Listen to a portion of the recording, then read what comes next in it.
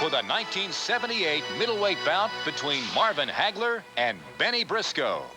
Let's now go ringside for the blow-by-blow here on ESPN Classic.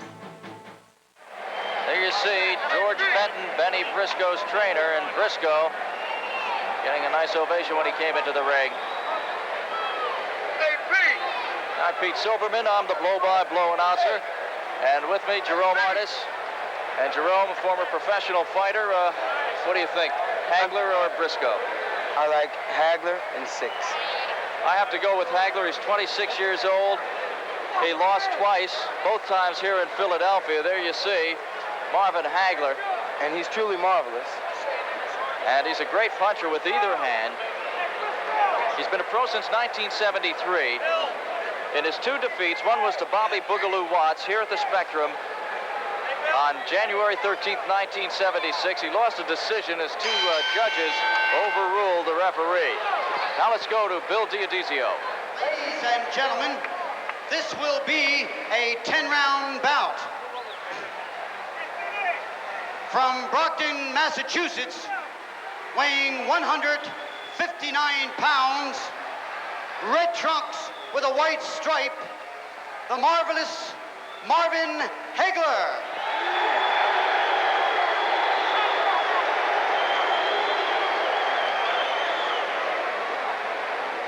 On my right, from North Philadelphia, red trunks with white lettering, weighing 161¼ pounds, Benny Briscoe. I think the best way to identify these fighters is Marvin Hagler has a beard. Yeah. Almost everything else is identical. Yep, except the Jewish star and the trunks worn by Briscoe. Right. Briscoe is wearing the Jewish star. You know, we talked to the promoter, Russell Peltz, before the fight, and he said that neither fighter would relinquish on wearing the red trunks, so he wasn't going to have them argue about it. That was a good move. Benny is looking away as referee Tommy Reed tells the fighters the instructions. He's turning his back to Hagler. They're not done yet. Reed calls him back. What's this tactic for? Well, that's another that would be just like Benny Briscoe growing hair. He normally stares right into the eye of the opponent. He's right there on him. Tonight, reverse psychology. Briscoe, 35 years old. He's been a pro since 1962. He's fought for the world title 3 times and lost to Rodrigo Valdez, the last time in November 1977. And here we go with round 1. Hagler, a southpaw. Briscoe has fought left-handers twice and beat them both. The last time he fought a lefty was earlier this year in Kansas City when he took out Tony Schiavone. Yes, you can look for Benny Briscoe right now to stop. You can look for him to fire his awesome jab, which is neck bending. And Briscoe, perhaps his best as a body puncher. Yes, he is, believe me. Hagler uses both hands, got a sharp jab. He's a boxer puncher. I don't think you'd call Benny a boxer. No, he isn't. He's a stalker. He's a mauler. He's a destroyer. He's Benny Briscoe. He's the only fighter in the world today which has gained, they say, multiple amounts of respect from former champ Carlos Monza.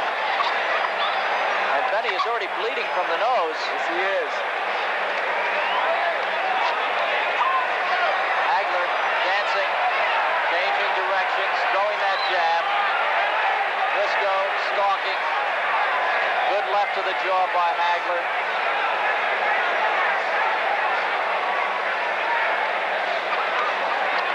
Good combination by Hagler.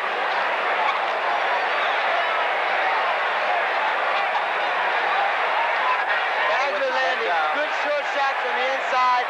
Benny's got to get out of here. He can't just walk, stalk, and not punch. It's just unheard of when you're fighting someone like Marvelous Marvin. On the other hand, Marvin is moving an exceptional amount more than he normally does. Normally he has a short circuit. Benny's taking it away from him. He's absorbing punishment. But I think Benny may have a pretty good strategical plan here. 1 minute to go in round 1. Both fighters in red trunks. Briscoe has the Star of David on his. Hagler has a beard. Hagler looking for the big right hook.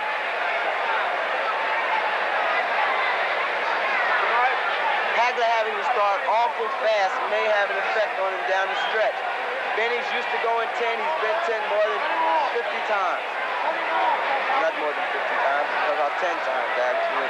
Really rough with an opponent like this man right here, Marvin Hagler. Briscoe bleeding from the nose.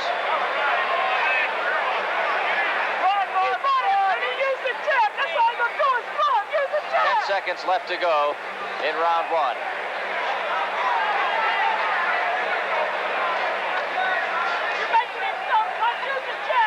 Briscoe misses with the left and the right. Here's the end of round one, some punching after the bell. And I would have to say the first round goes to Marvin Hagler. Definitely. This. There you see Benny Briscoe. Briscoe is rated 5 by the WBA, 10 by the WBC, and 5 by Ring Magazine. Briscoe always stands between rounds. I once asked him about that, Pete, and he says sitting down and getting up makes him tired. Marvin Hagler, rated 8 by the WBA and 8 by the WBC, but 1 top contender by Ring Magazine. Both fighters looking for a title match with champion Hugo Coro, who took the crown from Valdez in Italy earlier this year.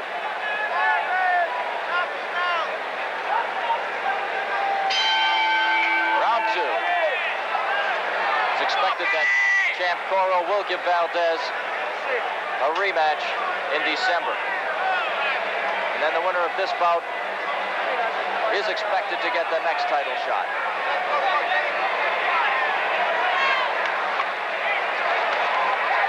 Hagler coming out of the clinch with the flurries.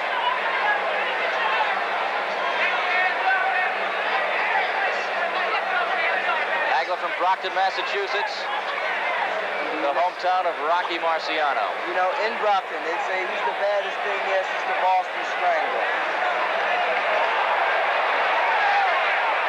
Hagler scoring. Hagler right now just a little too quick for Benny Briscoe. Hagler thinks he has enough youth, enough of an advantage in age. Briscoe turned around. Hagler tried a way to line him up. Briscoe still bleeding from the nose.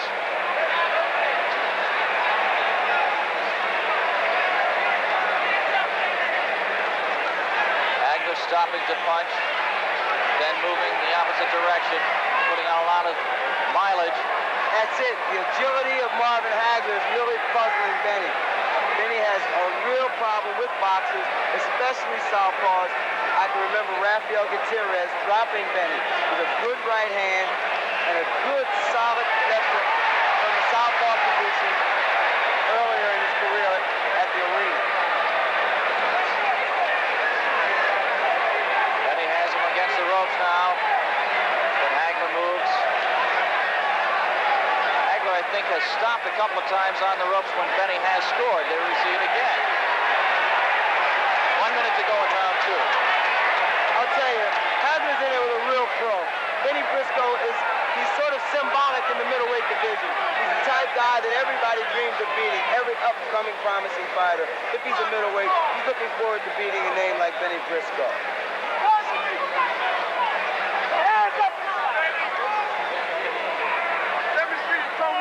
Coming up on 30 seconds to go in round 2.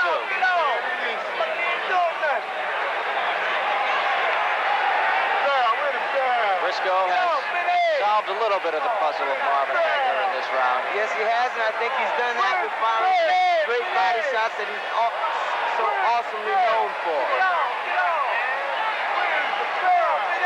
Good left jab by Briscoe. Briscoe seems to be really on top of Hagler, and I think it's really going to take its time.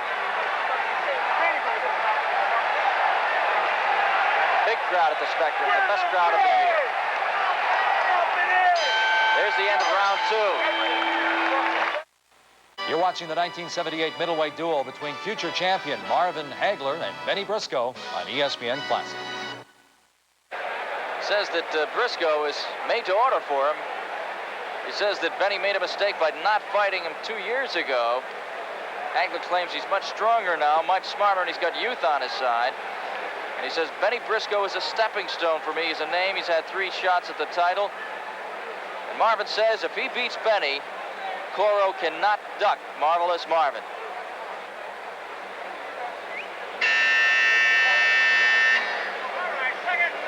Coming up on round 3 now.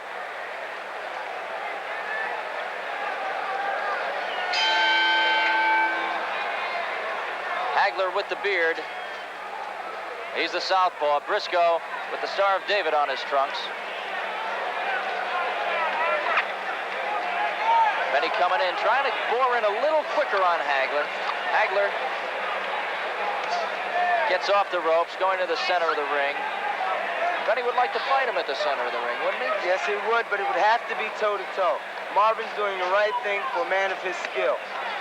He's got the box. You can't stand there and trade with Benny. Benny is awesome on the inside, and I do mean awesome. He throws tremendous shots to the midsection. As you've seen him when he stopped Bob Patterson in New Jersey in his last outing, tremendous shots to the solar plexus. Hagler's really working on the nose. It started bleeding 30 seconds into the fight and has not stopped.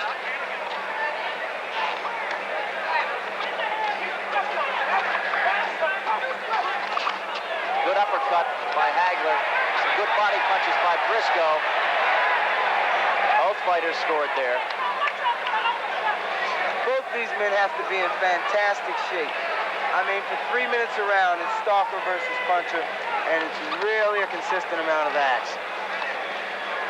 Hagler perhaps received his greatest publicity in an article in Sports Magazine earlier, Sports Illustrated magazine earlier this year. Gave him some national publicity.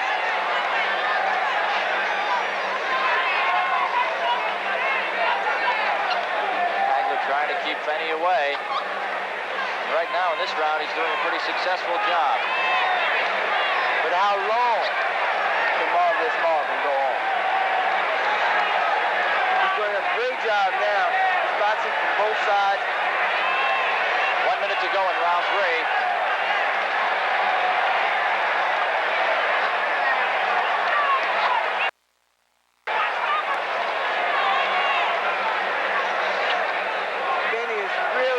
Pressure on. He is cutting the ring off. That's a mark of a real pro when you can see a guy who has a runner that has his just moving in his pace and in his direction. I don't think Marvin needs to stand there any longer than he just did. Hagler can exchange punches with Briscoe. They're both knockout artists. Yes, they are. Hagler has 33 in 43 fights. Briscoe has 50 in 82 fights. The ratio, I think, is a little bit in favor of Hagler. 10 seconds to go in the round.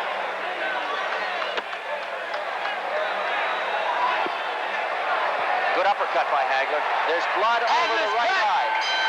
Hagler's cut over the right eye. He's definitely cut over the right eye, and that can really be a contributing factor. And I think it really came from a butt, not solid punches. There you see referee Tommy Reed, and now Hagler's corner in the background, working on Marvin. Is that a yawn? No, I think that's more or less a huff to try and get that mouthpiece out. Let's take a look at the end of the round on the replay so we can determine how that cut was open. Really a headbutt. If you can see him on the inside, there you see him hitting Benny. Benny's stalking him. He's taking his time. He's constantly getting hit, though. But wait a minute here. You should see them on the inside. That's the end of the round. We never did see anything to open the cut. Right, but if you look a little closer, start of the next round, you'll see Benny with the head movements on the inside.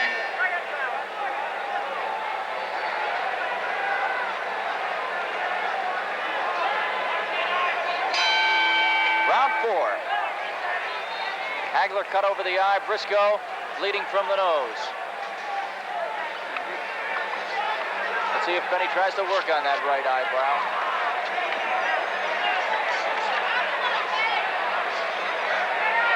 this change your fighter's plan? Will Hagler Yes, it could.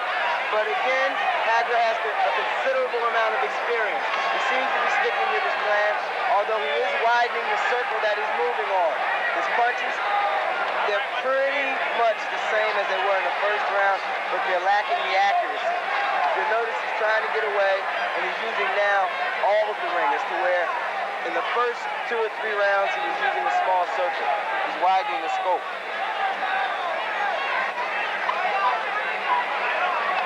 Pretty even fight so far. 1 minute gone now in round 4. Briscoe against the ropes.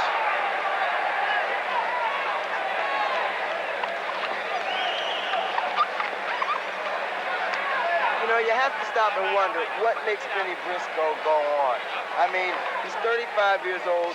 For the past decade or so, he's fought the best that there's ever been, and he continues to amaze people. He just got that right eyebrow of Hagler again. I think the cut is open. What makes Benny Briscoe go on is some real good payday. There's a clinch by Hagler.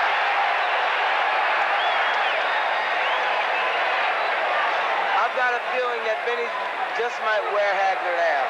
If it goes into the 6th or 7th round, I'm going to have to go with Benny and change my prediction. Hagler bleeding again from that right eyebrow. 1 minute to go in the round. That could really be a problem. It's over the eye, too. It could easily drip into the He's eye. winking because blood is getting in the eye.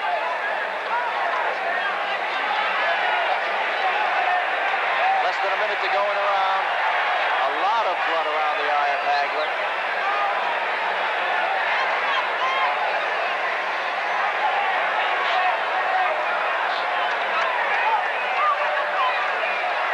Then he gets that jab over the eyebrow. That jab is the most unorthodox, but the most effective jab in Philadelphia boxing. Hagler scoring with head punches. But Briscoe wearing down that body, and that eye is getting stung every time. Marvin is starting to open his mouth to breathe. Another sign of fatigue. You can see Marvin now opening his mouth to breathe. Approaching the end of round 4. 5 seconds left. This is some great infighting. Here's the end of the round. The end of round 4, and Hagler is really cut over that eye. Yes, he is. I'll have to give that round to Briscoe on the basis of the damage he did to the eye and the stalking. There's a doctor in the corner now. That'll probably really shake Hagler up. Although he has had considerable amount of fights, there's still the point of him being a younger fighter. He's not going to have to deal with that cut the way Benny Briscoe would learn how to. Benny's learned how to take them all, I think. You can see them putting pressure on the cut on that eye. Once again, would like to welcome our viewers in Boston Garden, and should mention we have a New England flavor to this telecast because I grew up in Massachusetts, and our director, Frank DeVincentis, is from Situate, just south of Boston.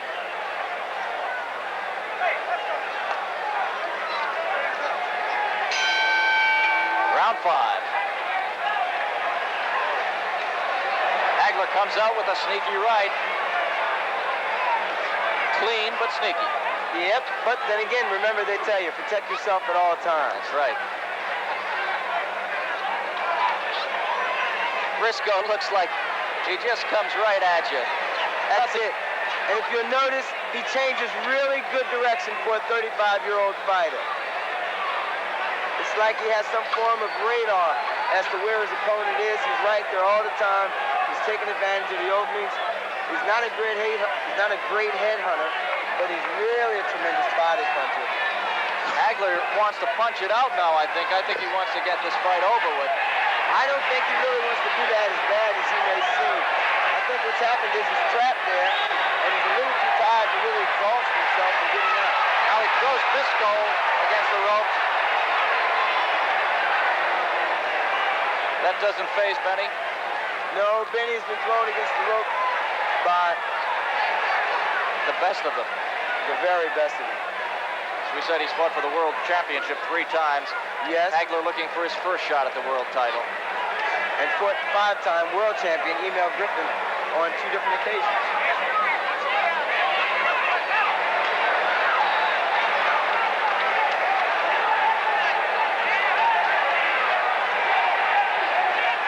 Hagler against the ropes. Hagler seems really fatigued. He's leaning back on his heels, and we've got almost 2 minutes into the round. Benny wanting to be a little apologetic there for a little low blow. Blood dripping again from the right eyebrow of Marvin Hagler. Blood all over the eye. Yes, there's blood dripping down Marvin Hagler's right eye and down the right side of his neck. 1 minute to go in the round. Is there enough blood? Is it cut enough for the doctor to ask that the fight be stopped? Well, actually, what's going to have to happen is that it's a judgment call again. The fighter may not feel that it is. The corner may not feel it, but the doctor does have the last say, and it's very difficult to say. Hagler rallying. Some good punches to the head of Benny Briscoe. Hagler scoring late in the 5th round. Hagler's eye does look a little angry now. Left hook by Hagler. Uppercut. I'd say Marvin has rallied here in the last half of this round to at least get win the the 5 round. points or win the round. And it's just about back to even as we're halfway through this fight. Here's the end of round 5.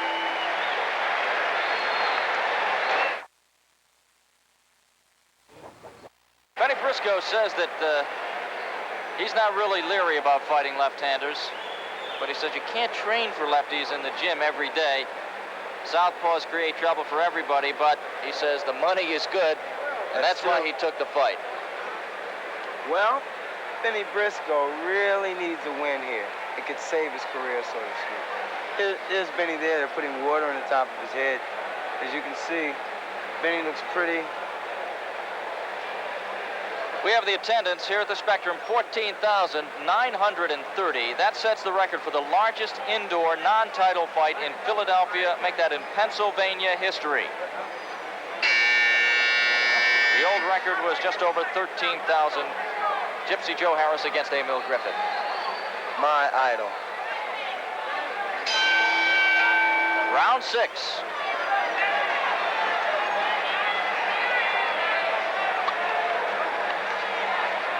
Hagler coming out with that jab.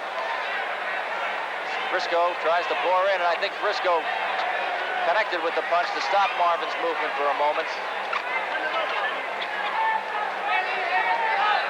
The cut over the eyebrow was opened in the 3rd round. Briscoe has been bleeding from the nose since the 1st round, but it has been under control. That it's never been very heavy. Now the blood comes again.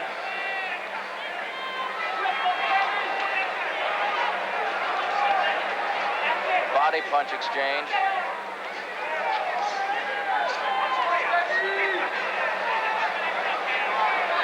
Hagler with the beard.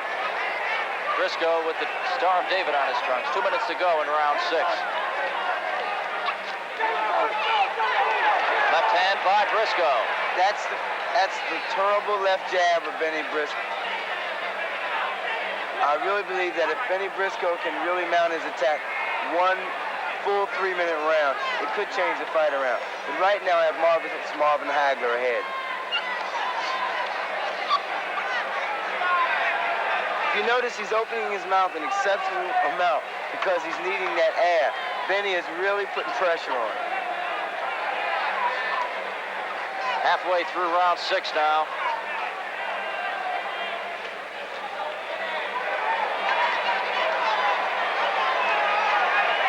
Hagler beating Benny to the punch here in round 6. Yes, he is. He's not punching hard, but he's punching constantly. And that's what it takes to beat Benny Briscoe.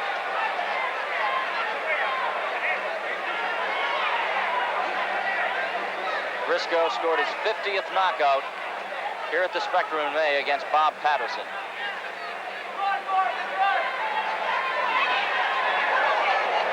Good punch by Hagler. 1 minute to go in the round.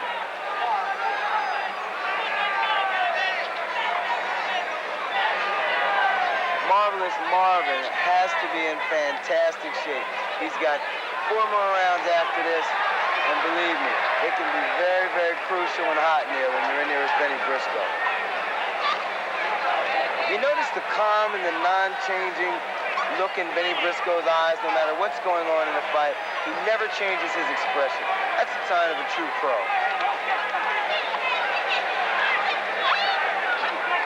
Approaching the end of round 6. The cut does look bad. Yes, it does. And if you'll notice on the inside, it's almost a natural movement for Benny Briscoe to use his head. End of round 6. This ESPN Classic program is presented by... Tonight's attendance, as we mentioned, 14,930. A new record here in Pennsylvania for an indoor non-title fight. They expected over 10,000, but this really is a great showing for Russell Peltz, the promoter of boxing here at the Spectrum. He felt this fight should have been on national television. But I noticed in a lot of national ring magazines also that Philadelphia and Boston are somehow ignored because of being in the shadow of New York.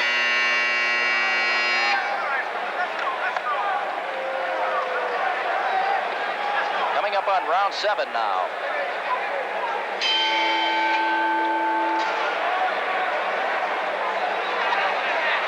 Benny goes to the ropes.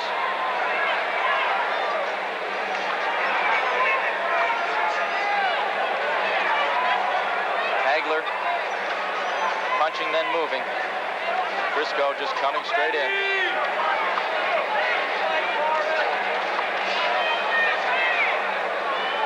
How important in the scoring is the cut? Well, the cut only plays an important part as far as the danger of it, the nature of it. And here, it's not really a great danger because it's starting, well, it stopped bleeding completely, and Benny isn't landing as he was. So perhaps this may not be too dangerous at all. Hagler coming back on the counter punching and puts the right hand in there. As you can see, Benny Briscoe is really, he seems a glutton for punishment, but yet still he's one of the highly regarded and most highly rated middleweights in the world today. Tommy Reed, the referee, steps in between Hagler and Briscoe.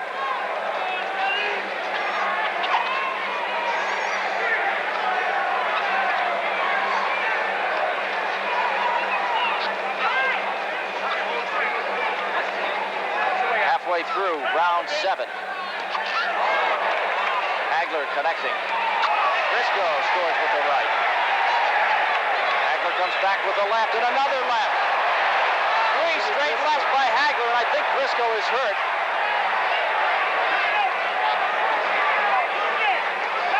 Another left by Hagler. He's getting that left in. I think Benny's right hand is a little low. Yes, but Benny's got him standing there where he wants him. He's in front of him, and he cannot stand there. Marvelous Marvin cannot stand there and expect to win this fight. Uppercut by Hagler. Briscoe bleeding from the nose. Now Hagler was hit by a left by Briscoe.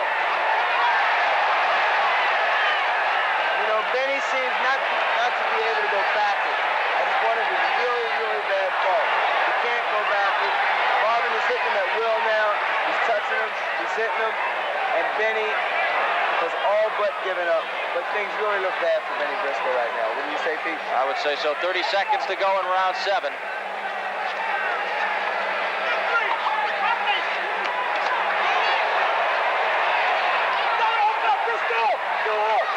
Right hand by Hagler. Left. Hagler scoring on the inside. Right hand. Hagler's getting out of the way of Briscoe's punches. They're right in front of us. Benny is not scoring, and Marvin is. Good move by Hagler. There's the end of round 7. Marvin Hagler took control of this fight in round 7. We're coming up on round 8 now, here at the Spectrum in Philadelphia.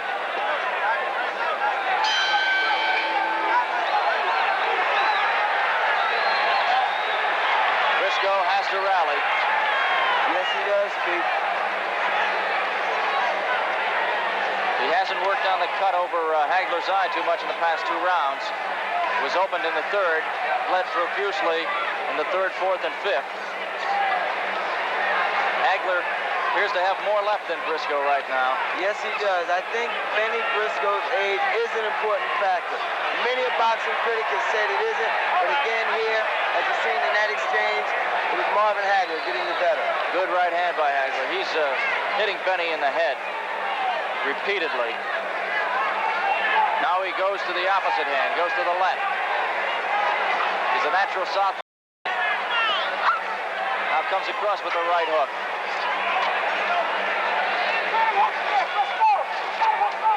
Marvin slipped in Briscoe's corner. 1 minute gone in round 8. Marvin does a fantastic job of pacing Benny Briscoe, doesn't he? He's keeping Benny at bay with the jab. He's throwing enough shots just to keep Benny off balance. He's not really trying to hurt him. He's winning the fight technically really good. Now the blood is coming out of Hagler's right eyebrow again. Let's go. You don't have a photography pad. Show it to me. Here we go. Body punches by Briscoe. Briscoe with a good left hook. He slipped a good hook in. It didn't seem to do very much to Marvin. It sort of make him mad. He's digging him. Benny's hands are really low. I think that's why he's getting hit with that right hand and that straight left hand shot. Marvin has Benny against the ropes in Hagler's corner. Yes, he does. If he stops Benny Briscoe here this evening, it's going to be really a blow to all the Philadelphia fans. 1 minute to go in round 8.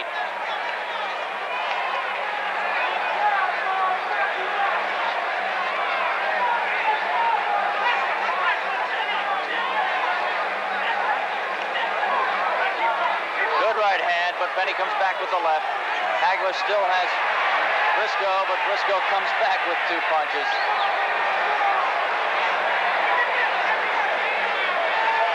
Good left by Briscoe.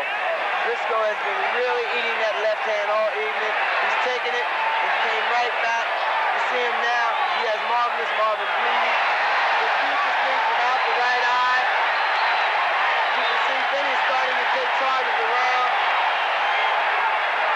Oh, that right eye was really hit there by Briscoe. Benny may have regained a point in this round. Hagler scored early, but Briscoe scores heavily late. There's the bell, and both fighters throwing late punches. And a lot of blood. I'm going to have to give that round again to Marvin Hagler, too. Well, I disagree with you there. I'm going to call it even. Coming up on round 9. Here we go. Briscoe goes to the same spot against the ropes.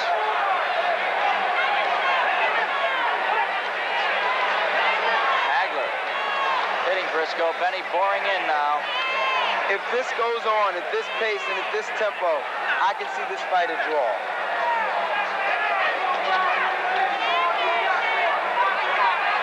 Briscoe has to win these last 2 rounds on my card.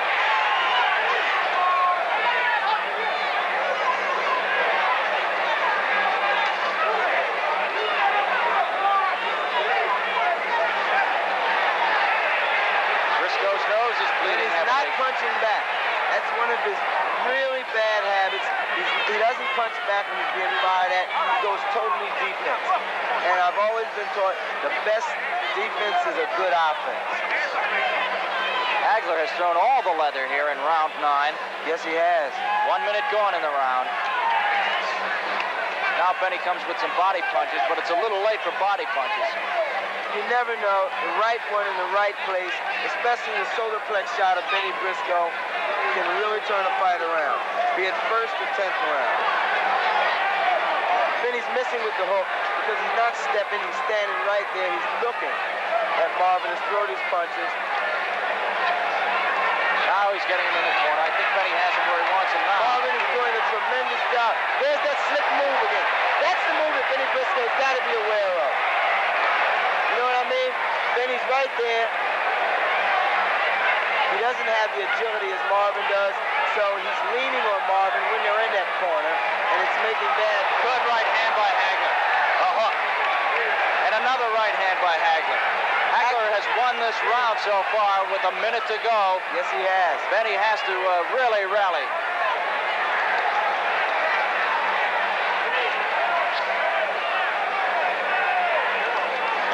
Hagler connects with the right. Briscoe comes Benny back getting to the the best left. of that exchange with a good right hand. Hagler pouring tremendous amounts of leather on the head of Benny Briscoe. But Benny, being the gladiator that he is, hasn't moved back with his step, and that's forced by vicious throws from Marvin Hagler.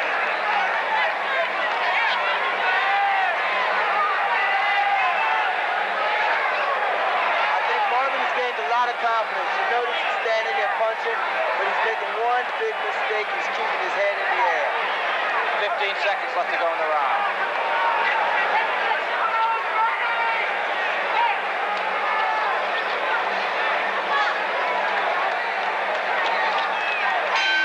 Here's the end of round 9. We have one more to go.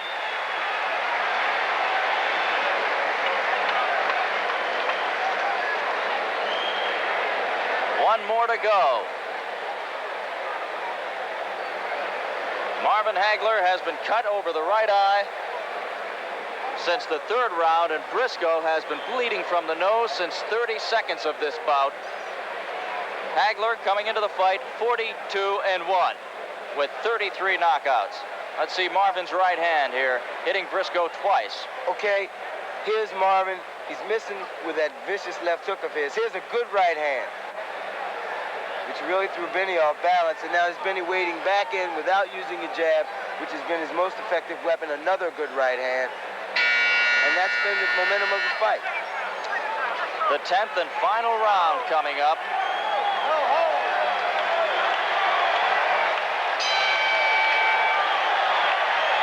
Tommy Reed trying to get the fighters in the middle of the ring as they touch gloves.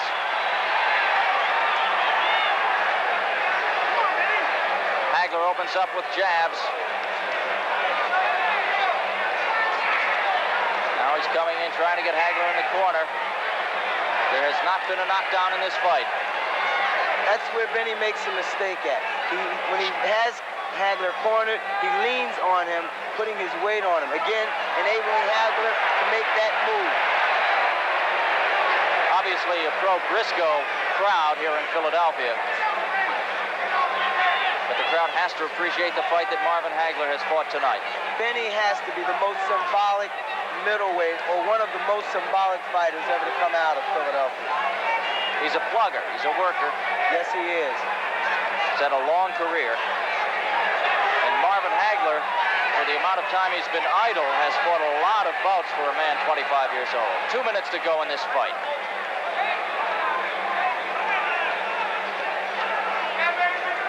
Hagler coming into this fight has won 12 fights in a row, 11 of them by knockout.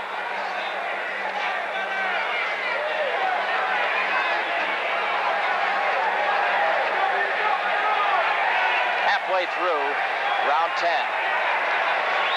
You see, Benny Briscoe is definitely one of the best middleweights you'll ever see to come along for quite some time. He's paid his dues, and believe me, tonight he's showing why they called him in Paris the Black Robot, because he's exactly that. He does 1, 2, 3 all night long. Hagler coming in, landing some punches. Good right by Briscoe. 1 minute to go in the fight. Benny seems weakened a little bit, but he's throwing really good shots to the inside.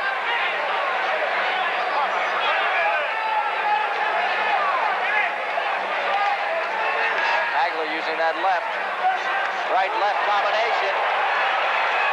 I think there was more sound there than anything else, Pete. Briscoe again, leaning and letting Marvin use his own weight against him. Now 30 seconds left in the fight. The bell does not save you in Pennsylvania. Benny Briscoe deserves all of the applause you're hearing here and more. This has been one spectacular show with great sportsmanship on behalf of both fighters. seconds.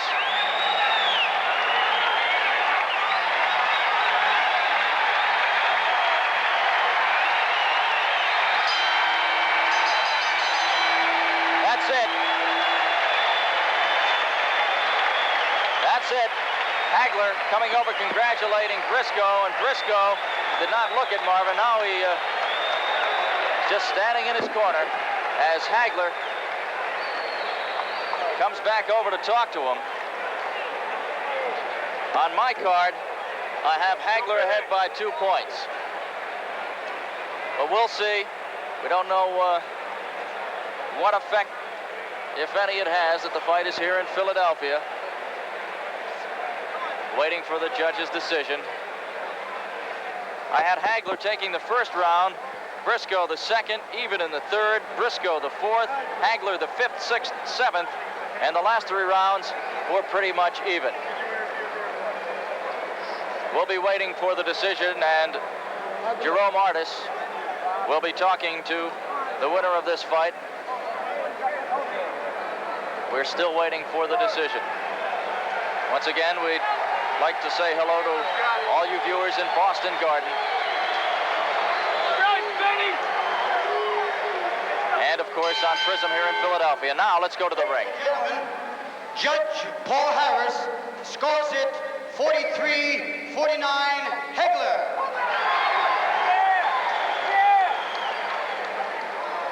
Judge John Stewart scores it 44-47 Hagler. The winner is Marvin Hagler. Referee Tommy Reed scores it 43-48. The winner, Hagler. Unanimous decision for Marvin Hagler. And on my card, I had it 44. Make that 48-46. Scored it a little closer. Okay. Now let's go to Jerome Artis. Right here, after the Battle of the Balls with Marvelous Marvin Hagler, the winner of a 10-round decision over the symbolic Benny Briscoe. Marvin, tell me, how do you feel? I feel real great that I got a decision here from Philadelphia. You know, I worked real hard for this fight. 5.5 weeks ready for this fight. I figured to get Benny Briscoe out of the way, I should be ready for a title shot. Well, tell me, now that Hugo Coro is the champion and you say that you can knock him out, will you be pursuing a fight with Hugo Coro? Yes, well, I hope so. He fought Ronnie Harris, who's a big mouth down there. Ron Harris turned me down for $10,000. Shows you how much he is. Benny Briscoe is a hell of a fighter. He's a tough man. He takes a lot of punishment. He belonged to have been up there with the top middleweights. Now it's shown that I belong up there with the top middleweight. Well, Marvin, I think you've certainly proved that. And here this evening, you've seen the Battle of the Balls from the Spectrum Live. Marvin Hagler, Jerome Artis, thank you. Once again, the winner by unanimous decision is Marvin Hagler. Benny Briscoe still in the crowd, in the ring, as the crowd somewhat booing Marvin Hagler, but I thought it was a clear-cut decision. Hagler winning 49-43, 47-44, and 48-43. Marvin Hagler now runs his record to 41-2-1.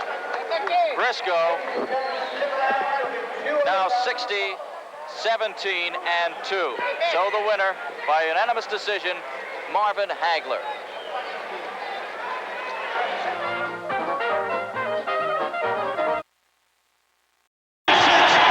Marvelous Marvin Hagler.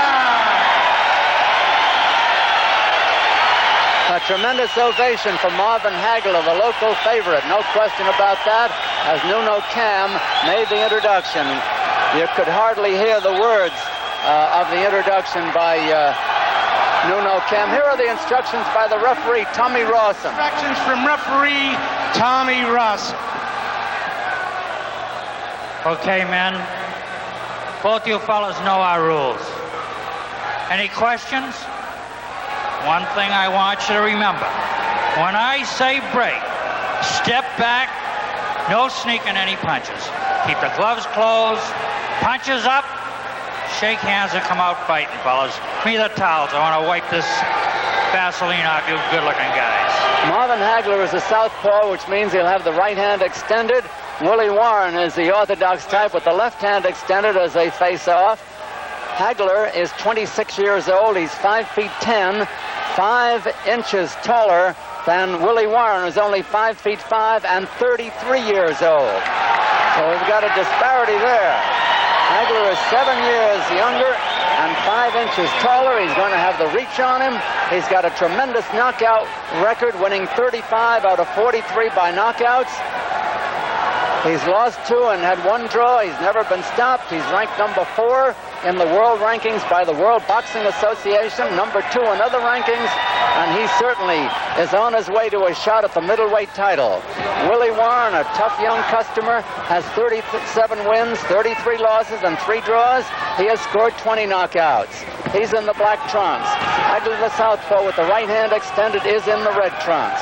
Willie Warren, he's lost a lot of fights, but he's lost a lot of hometown decisions. He's a little bit like Joe Frazier in his actions, a smaller Joe Frazier. I'm talking about Warren, the shorter of the 2. He'll move in with short steps. He lost a very close decision to champ Hugo Toro not too long ago, and he's fought draws with Ray Seals and Benny Briscoe, top-rated fighters. He'll come at you and he's tough. Hagler, the southpaw, Hagler has been called a middleweight Joe Frazier, too. He comes straight in. He can be hit, but he takes a good punch. Willie goes down. He's not taking a dive. He really missed there, and he came up smiling. That was Willie Warren hitting the canvas. A complete accident. You can see how much taller Hagler is as he pecks away with that right jab. Warren, trying to get in close, is being kept off by the jab. Warren much the shorter armed of the 2. He'll have to really get in close, and Hagler may not let him. Hagler's got good boxing equipment. Half this round is over. Willie Warren trying to get in there. He'll throw them in bunches when he can. Hagler feinting the left hand. Warren using that head to good advantage, bobbing, weaving with it, trying to roll with the punches, slide some. He gets in there with a light left hook. Hagler, a cool customer, very well handled, being brought along nicely. 2 of the 3 defeats suffered by Marvin Hagler were in Philadelphia, and he's probably going to give the city of brotherly love a wide berth from now on. They were decisions. He's never been stopped. Warren, very wild, a little awkward on his feet. Round has a little bit more than half a minute left. Round 1 of a 10-rounder. Hagler in the red trunks, the wine-colored trunks, and Warren in the black trunks. Time running out in the round. Not too many punches landed so far. Those that have landed have been thrown by Hagler. He's short with his jab as Warren just stands far enough back.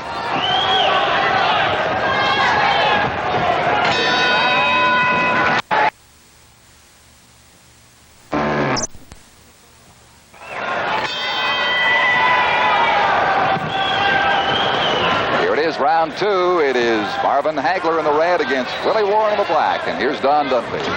All right, Don, in between rounds, they were using a lot of Vaseline on Willie Warren's face, up around the eyes, which makes me suspect that he can get cut there. Hagler in the red trunks, Warren in the black. Warren is having trouble because he's so much the shorter of the 2. He probably has lost many of his fights because he's so small. 5 feet 5 against a middleweight. That's pretty small. However, he outweighs Hagler a couple of pounds. Hagler's 158 and a half, and Warren is 161. The scoring again, in case you joined us late, is a 10-point must system. 10 points to the winner of a round, 9 or less to the loser. In an even round, they both get 10. Mandatory 8 count is in effect. However, there is no 3 knockdown rule. As Warren finally gets in and works on Hagler, a man can be saved by the bell.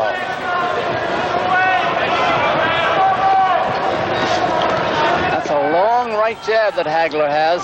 He keeps planting it on Warren. Now he's starting to use the left hand a little more.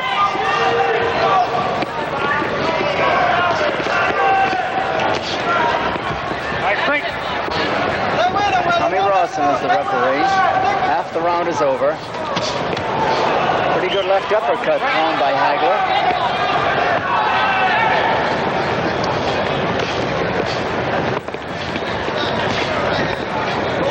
Hagler has not overawed Warren any. He's carrying the fight so far on the strength of his right jab, Hagler is. He has used the left hand sparingly. But he's winning with the jab, so I guess you can't blame him. There goes the left. Warren is not that easy to fight. Sometimes it's harder to punch down than it is to punch up.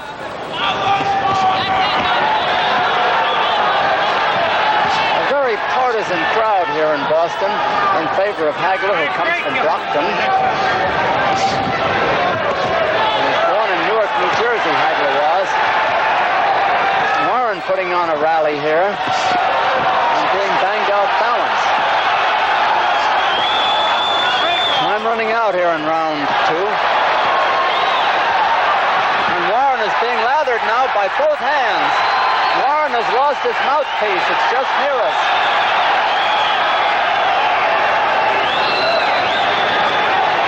Seconds to go in the round. A big round now for Hagler after a slow start.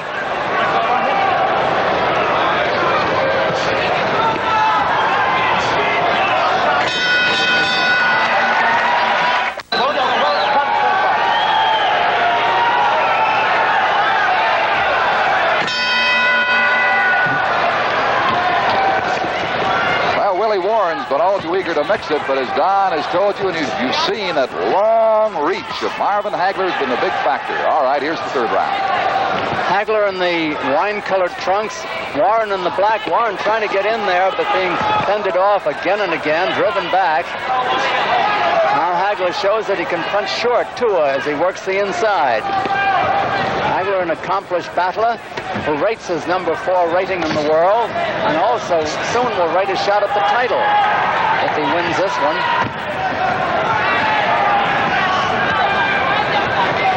Hagler's right jab has been the fight so far. He has kept it in Warren's face all the way, occasionally interspersing a straight left hand. Hagler, a southpaw, will lead with the right and bring the left from the back, as he just did.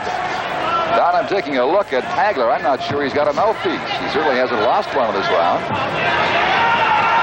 Some fighters don't like them, Don. It interferes with their breathing, they claim. But it is recommended by most dentists. Absolutely. Tommy Rawson watches them get out of a clinch by themselves. And Hagler is starting to pot shot Warren. Picking his spots almost at will. This round half over.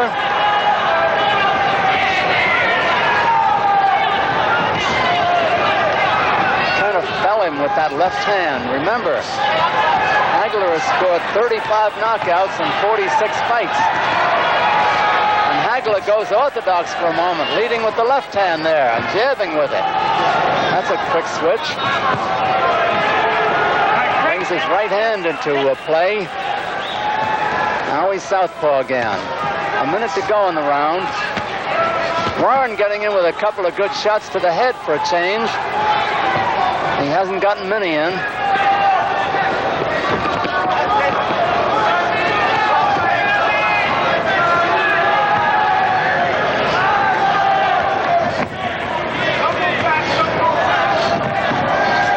Hagler looking as though he's enjoying a gymnasium workout now. Half a minute to go in the round. A quick salvo by Hagler, and Warren comes in with some good ones for a change. He finally catches up to Hagler, who smartly moves out in the center. The crowd is very partisan for Hagler, as you can see or hear. And this round is almost over.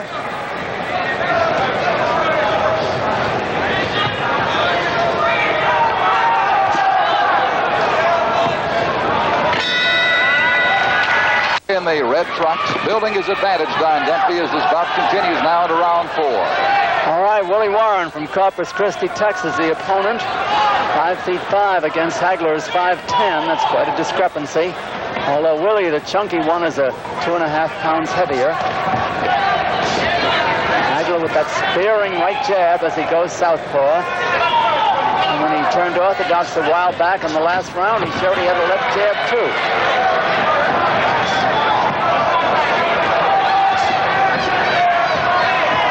It's safe to say that Willie's got to be might confused by it all right about now. This game, though, that was a solid smash to the jaw. We'll find out if Hagler can take those punches. As Warren puts on his best round of the fight. That's round 4, scheduled for 10.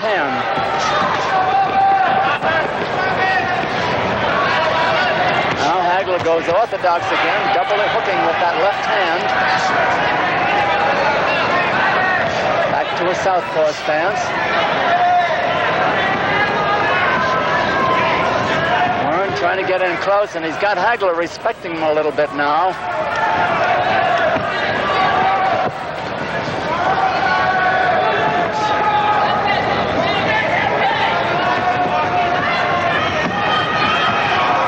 Round half over.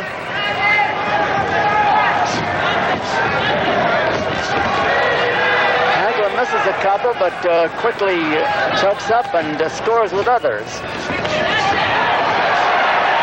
that uppercut must have hurt. Warren takes punches well. He's had 73 fights.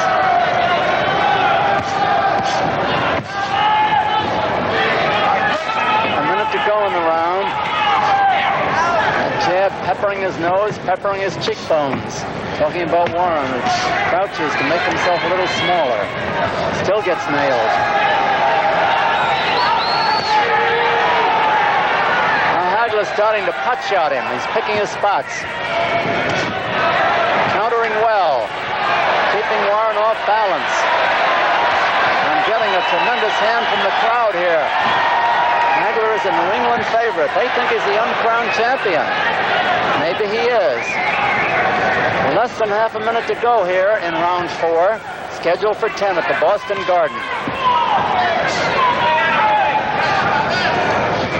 Willie a little frustrated, just can't get past that right jab.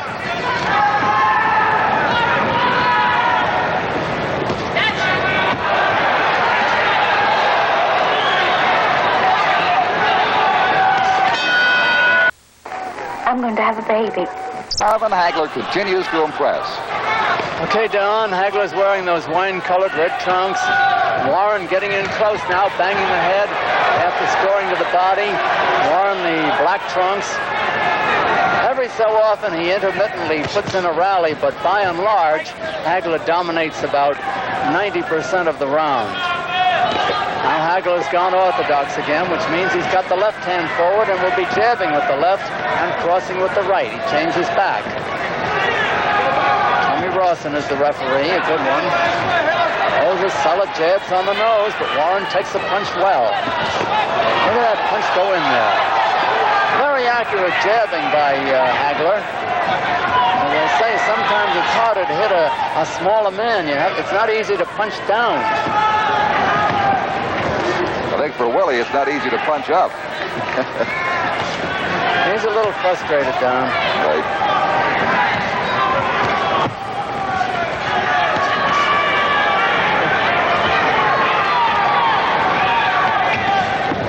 Warren's starting to move away now, but still being peppered. Those jabs are coming in more frequently and a little bit harder. Gradually, Hagler is starting to wear Warren down.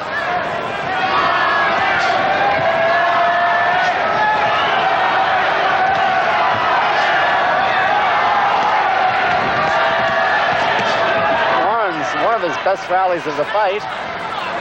Hagler takes a good punch. So does Warren. Warren sent off balance by that right chop to the jaw. He may be hurt. He's trying to ride out the storm in a neutral corner. Hagler keeps up the attack. Warren cannot tie him up, which he should. And he is lathered again and again. Warren is staggered by that left to the jaw. Warren gamely fights back, is rocked back again by a left. Warren's in real trouble. Oh, there he goes. He goes down. Warren is down on his knees. 4, 5, 6, 7, 8, 9. Warren is up at the count of 9. The round has about 20 seconds to go. A man can be saved by the bell here in Boston. Remember that. He can be saved by the bell. Time almost up in the round. Less than 10 seconds to go. Warren holding on for dear life. Wraps himself around the left arm of Hagler.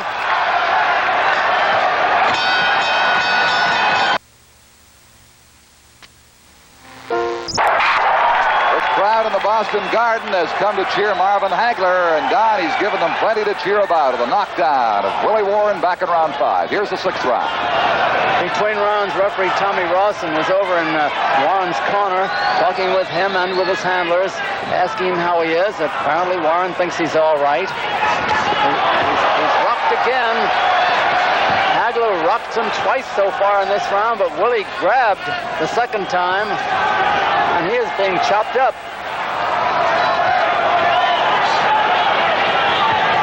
Hagler on his way to his 44th victory out of 47 fights. Warren lost his mouthpiece at the end of the last round. He almost lost it just now, but he punched it back in himself. Warren, a good left hook for a change, and another. There goes Warren down, a short one. That is not considered a knockdown by the referee, Tommy Rawson. Warren bleeding rather profusely from inside that mouthpiece now in the mouth. He really went down like he was shot.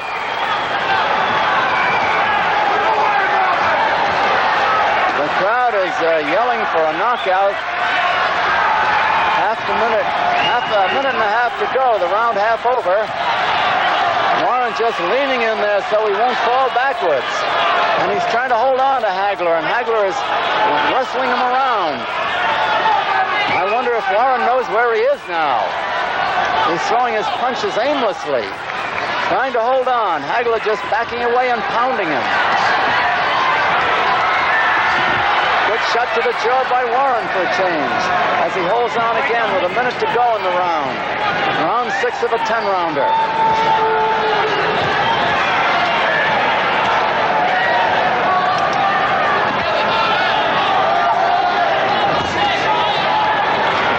Hagler making good use of a 1-2 now, whether he's in a southpaw stance or an orthodox stance.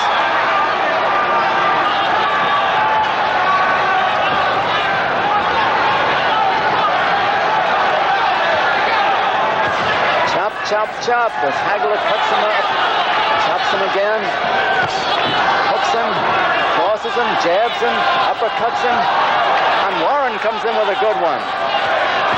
Warren's game all right, but it's not enough.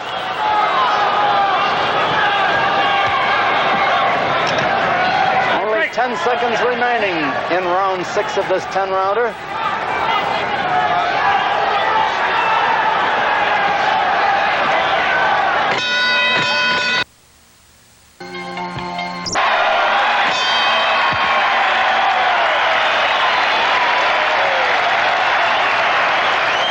Over. Willie Warren's corner says he's had enough. They called Tommy Rawson over. Marvin Hagler is the winner by a knockout at the end of the 6th round, or as some may say, in the 7th round. The bell had not sounded for the 7th round, however, so we will let Nuno Cam tell us at what point the fight is ended. But anyway, it is another knockout for Marvin Hagler. He's scored 36 knockouts now in 47 fights. He's won 44, lost 2 with 1 draw, and it is... Here's the announcement. Unable to continue, the winner by a knockout in the 7th round, Marvin Hagler. Marvin Hagler, and they have decided that the knockout was in the 7th round because the 6th round has over. Hagler making a speech up there. I believe that Hugo Caro is a sissy. Do you believe me? The man's a sissy. I can't hear what he's saying with the crowd yelling. The man's a sissy. Hagler's got the microphone, and he's making some speech. All right, I'm the champion. Come on, Hugo Caro. I'm ready. I'm ready, Hugo Caro. Marvin, come over and repeat what you said for television. I want Hugo Caro. I've been fighting all the best in the world right now. Now I know that I'm ready for Hugo Caro. Nobody has stopped Willie Warren. The man is tough. He fought Benny Briscoe, fought Seals, he fought Antiformio. I can't figure how they get a shot with Antiformio in there before me. But I'm looking for Hugo Caro because I believe the man's a sissy. And I'll tell it to his face if I can find him. The man's a sissy. That's what I have to say. I like to say thanks to all my fans who come down and to all my fans in New Jersey, my son in New Jersey, my grandmother, and to the rest of the world out there. I will be the next middleweight. This is round 1. Marvin Hagler against Sugar Ray Seals. Hagler coming into the fight weighing 161.25 pounds. A record, according to Ring Magazine, of 42-2-1 with 35 knockouts. Ray Seals on the left of your screen, 44-5-2 with 23 knockouts. He weighed in at 162. The fighters had agreed to a 162 minimum, and Seals is down. A right hook from Hagler was the one that jarred him, and then a following left knocked him down, but it was that right hook that really hurt him, Gil. Yeah, that's what is known as getting caught cold. He really got nailed early. Hagler on the attack right above our microphones, and Seals now will just try to get himself back together from that tough right hook from Marvin Hagler. Hagler scoring with a right and a left, and Seals is down again. And that might be all for Sugar Ray Seals. He is wobbly and glassy-eyed. Now he's saying to the referee that he's all right. Evidently, he's asked to continue. Hagler knocked him down with a left hook, and that'll be it. What a spectacular win for Marvin Hagler. Marvin Hagler, the 3 knockdown rule should be in effect here. I think that's 3, isn't it, Gil? It's all over. It is all over. A stunning first-round knockout for Marvin Hagler. He wants a shot at the middleweight championship, thinks he deserves it. He has now defeated Seals twice after fighting a draw with him in another match, but this one was convincing. He won a decision. They fought a draw. Today there was no doubt, Joe Clancy. There certainly wasn't. Well, you know, the last time they fought was 4 years ago, and Hagler certainly has come a long way in 4 years. His 36th knockout in 43 victories for Marvin Hagler over there, making sure Sugar Ray is all right. He scored with a tough right hook in the opening seconds of the first round, and then just pounded him down twice more to win a first-round knockout here. And Hagler, of course, now looking for a chance at the winner between Hugo Caro and Vito Antuofermo. He wants a chance at the middleweight championship. And we'll be back to talk to that right hook that you caught Sugar Ray with. We're going to roll it right now, and you'll have a look at it, chance to describe it for us. Did you expect you'd get him that quick? No, I didn't really expect it. I trained for a good, tough, hard fight. But like I was waiting. You can see me keeping my hands up nice and high and waiting for the right hand. That's what I was waiting for. Just a matter of just my speed, my timing was there, and I think that's what did the job. Coming up pretty quick. There it is. Now, he was really done with that first right hand. They should have stopped it the first time he was down. The man was hurt. The man's got a lot of heart. He's a good fighter. I wasn't going to give him a chance to come back. I want to keep him hurt. And it's just what I did. I went after him, so I let him go. Referee Tommy Rawson asked him if he was all right. Evidently he said he was, but I don't think he really was ready to go. Watch the left. Beautiful left. Right here. There it is, right there. Uppercut. I knew he was hurt. Uppercut, too. I knew he was hurt right there. And ain't no way he can come through that there. I had my speed, my power, my timing. Everything was beautiful. I punished his body. I trained as though this was a world title match. And that's just the way it came off.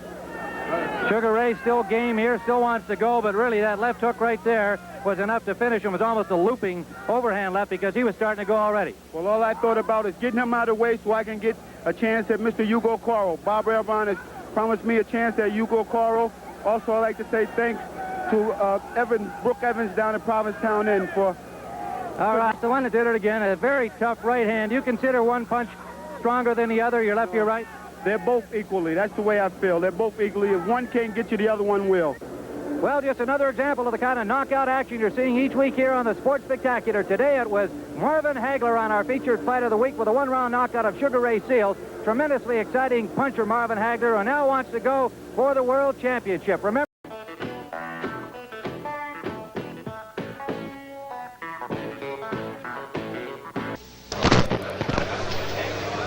Daniel Bell.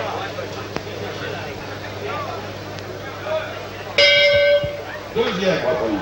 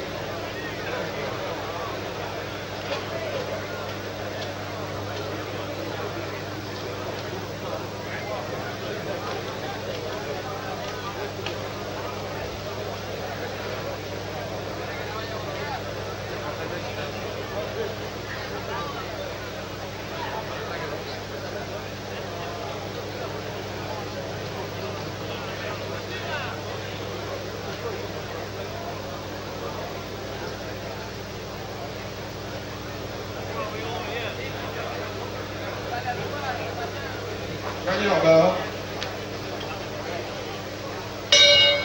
Troisième reprise.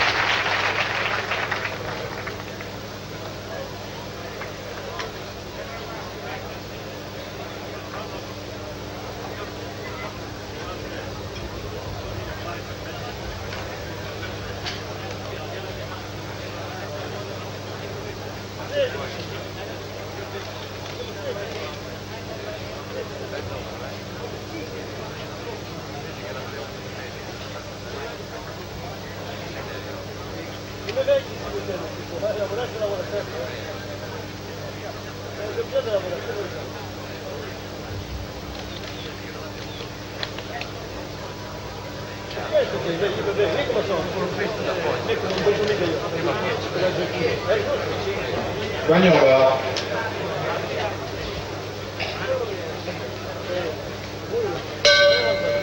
Quatrième reprise.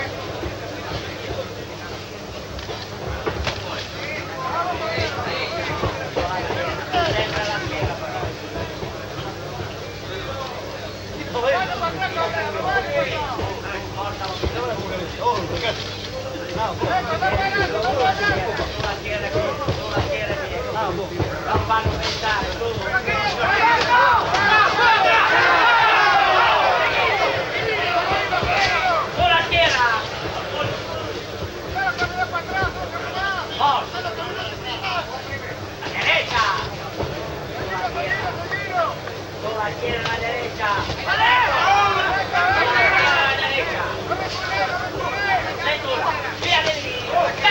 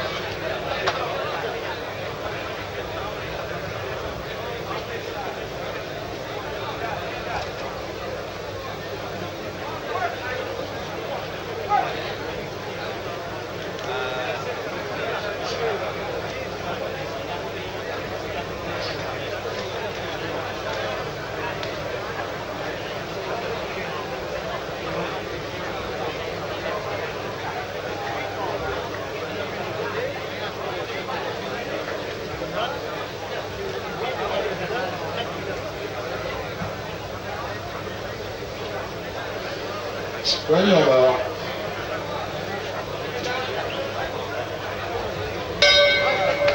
Cinquième reprise.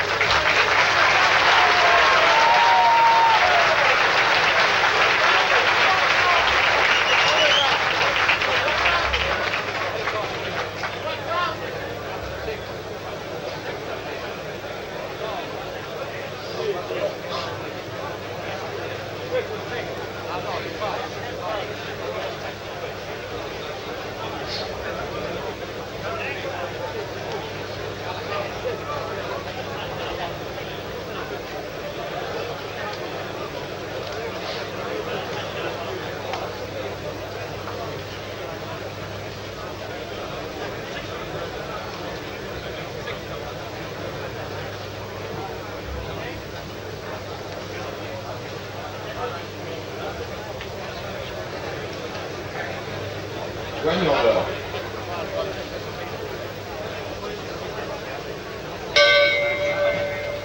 Sixième reprise.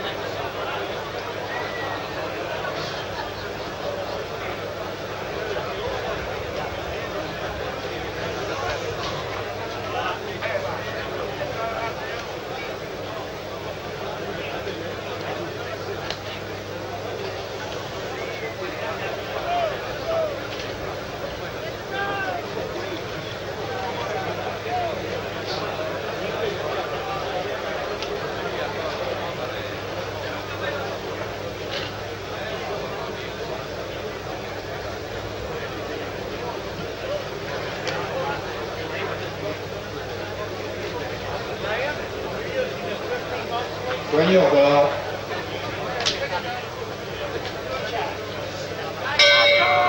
7e reprise.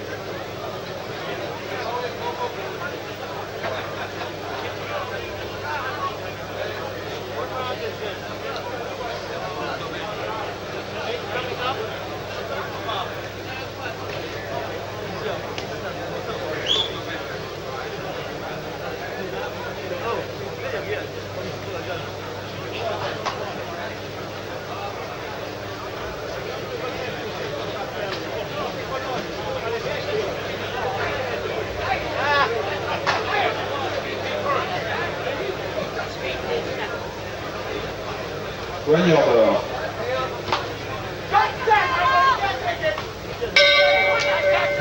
8e reprise.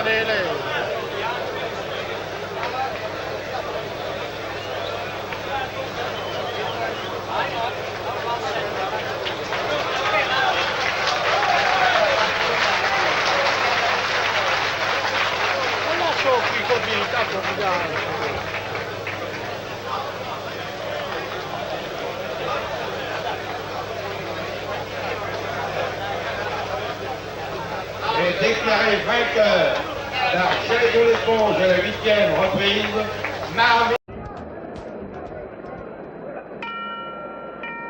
Ladies and gentlemen, the officials assigned by the Nevada State Athletic Commission for the next fight of the afternoon.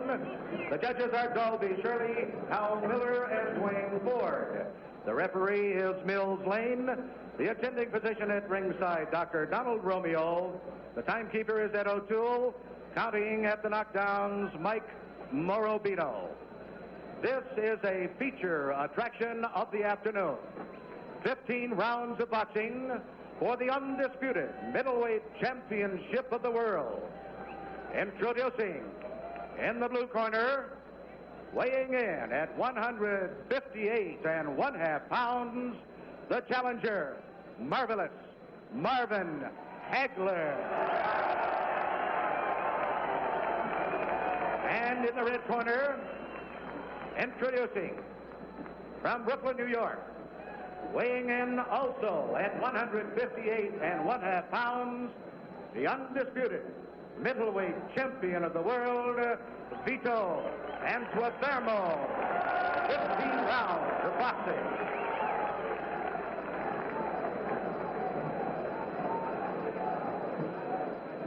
So this highly anticipated showdown between Vito Antuofermo and Marvelous Marvin Hagler. As we take a look at the tail of the tape, Hagler a year older. One of the keys in this fight could be the reach. Hagler with 6 inches in reach advantage. Can he use those long arms and his jab to keep Antuofermo from bull rushing him throughout the course of this fight? Sugar Ray Leonard will be competing for a world championship later on this card. Leonard, the 1996 U.S. Olympian gold medalist, will take on Wilfred Benitez of Puerto Rico. Benitez, the reigning welterweight champion of the world. And they should be treated to a good one between Hagler and Antuofermo. Antuofermo won the title earlier this year on June the 30th in Monte Carlo, Monaco. A 15-round split decision win against Hugo Coro. On that same card, Marvin Hagler knocked out Norberto Cabrera with a TKO in the 8th round. The long-awaited title opportunity for Marvelous Marvin Hagler. He has been battle-tested, taking on tough Philadelphia fighters like Willie Monroe and Bobby Boogaloo Watts. He lost to Watts a couple of years ago, but rebounded with a win against Monroe. Also in a huge battle with Philadelphia legend Benny Briscoe. That was last year. A grueling 10-round decision. Antuofermo also fought Briscoe in New York last year. He won a 10-round decision. Antuofermo will just try to push forward and see if he can make it a street fight against Hagler from Brockton, Massachusetts. Antuofermo, born in Italy, moved to the United States at the age of 10. He fights out of Brooklyn, New York. They exchange jabs here in round 1, scheduled for 15. The World Middleweight Championship at stake.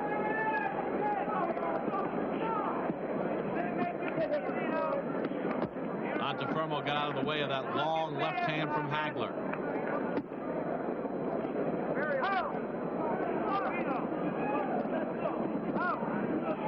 Midway through round number 1, feeling out process. No telling blows landed. Short shot inside, scored by Hagler. Doubles up the jab. Antuofermo to the body, came up short.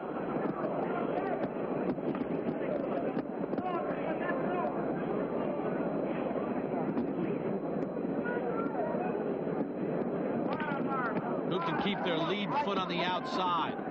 With a conventional boxer fighting the southpaw. Controlling the distance.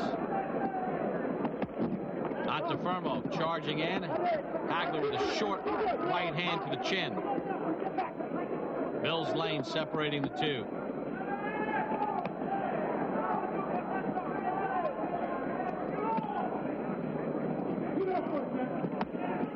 A lot of energy in the building with this showdown between Antuofermo and Hagler. Under 30 seconds to go in round one. Good straight hand scored by Hagler. He used the jab and then a straight left. It backed Antuofermo up. Good jab by Hagler, finding the range. Final seconds of the first round. The World Middleweight Championship on the line. Antuofermo defending his title against Hagler.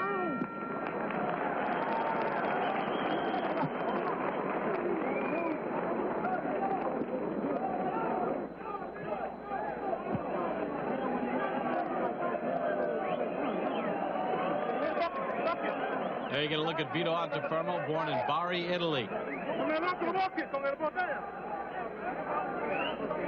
the wall? Where's the wall?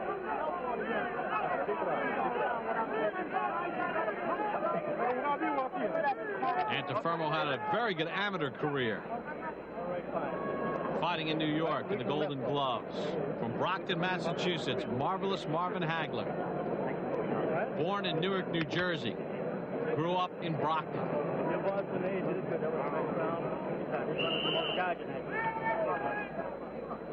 Good first round for the challenger, Hagler.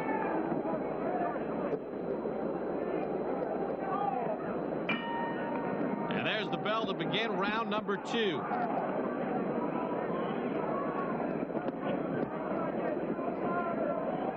The most telling blow so far landed by Hagler. A good jab near the end of round one. And a straight left hand right to the chin of the champion Antuofermo. There's that left again. Hagler finding the range. Hagler pumping out that jab. We talked about the reach advantage, 6 inches. Hagler using it wisely. Creating space.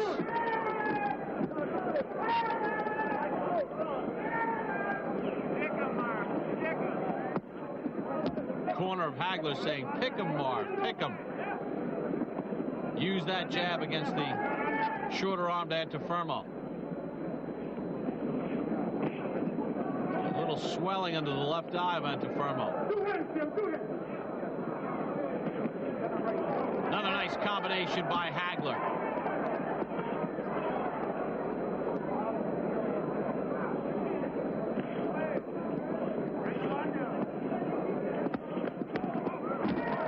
Antuofermo trying to bull rush his way in.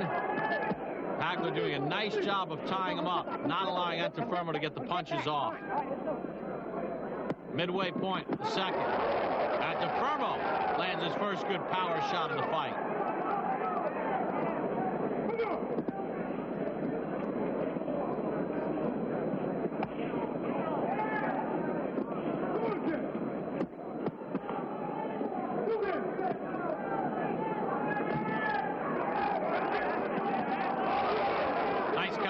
By Hagler, misses with a left hook. And again, Antuofermo tries to bore his way in. This is where Vito Antuofermo wants to be, on the inside, making it rough.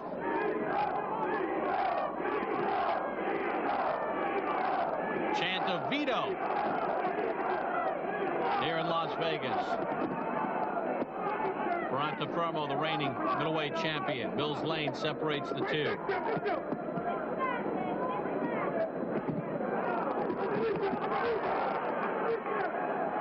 A better round two for Antuofermo, but Hagler still controlling it. Good stiff jab by Hagler.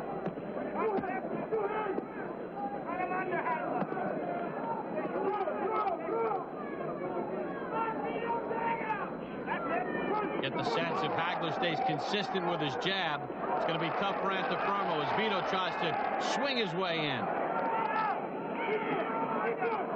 End of round number two. Hagler, Antuofermo.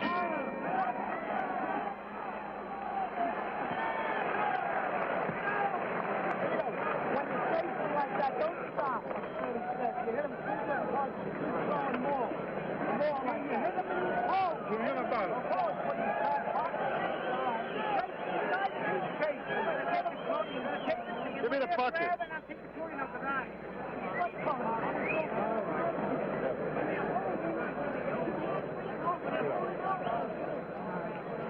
Little disagreement in the corner with referee Mills Lane.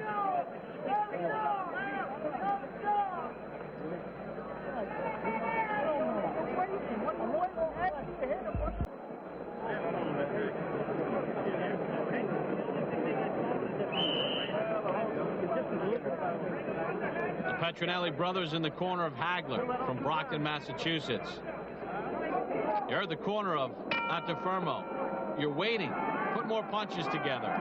Round number 3 underway. Hagler has used his jab effectively.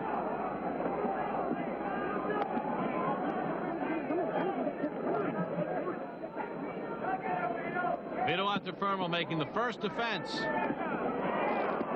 of his World Middleweight Championship. Won earlier this year in Monaco.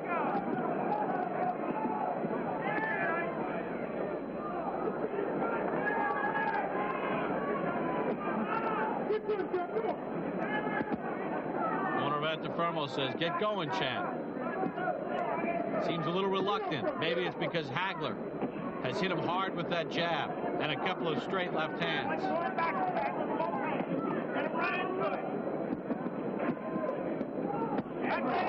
Straight left from Hagler.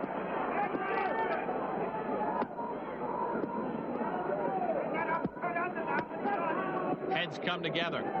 Antifermo prone to cuts. See the scar tissue under both eyes. He's been cut before. Will that play a factor? Referee Mills Lane asking them to fight out of the clinch now separates the two.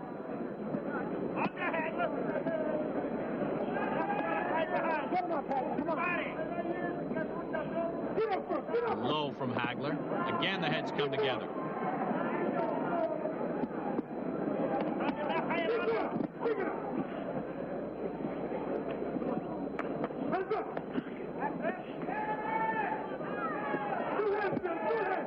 Hagler goes conventional now, switches out of southpaw.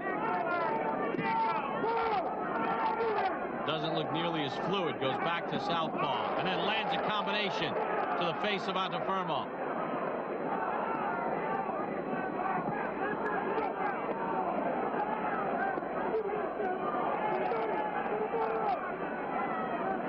Hagler's had to bide his time to finally get a world championship opportunity. Many feel a long overdue opportunity. He's trying to make the most of it here. Landed some good shots here in the third.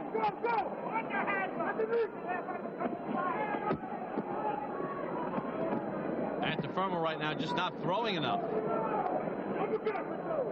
Allowing himself to be tied up on the inside. Again, Hagler goes conventional and sticks Antifermo with a jab. Goes back to southpaw. Antifermo just reaching right now. Beautiful round for Marvin Hagler. Great distance control. Back to right-handed.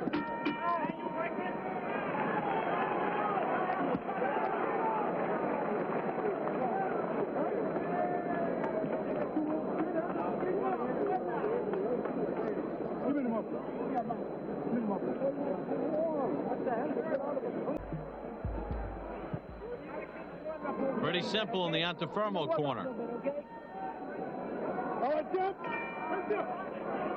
Round number 4, scheduled for 15. Vito Antifermo, the first defense of his World Middleweight Championship against Marvin Hagler. No knockdown so far in the fight. Hagler's controlled the distance. He's used his jab. He's landed cleaner, harder punches. In round number 3, he switched to right-handed at times, befuddling Antifermo. And Antifermo just not throwing enough punches at this point. We talked about that reach advantage for Hagler. 6 inches.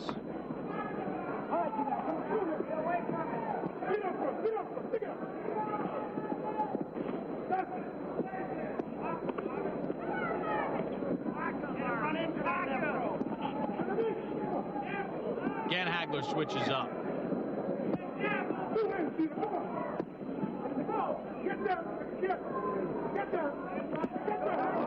Good shot on the inside to the body by Hagler. And Antifermo holding on.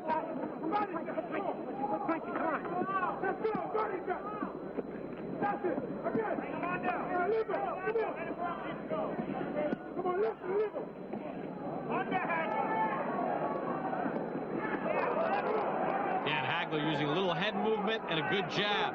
Chopping right, just missed from Hagler. A little uppercut scored on the inside. Good hook to the body from Hagler.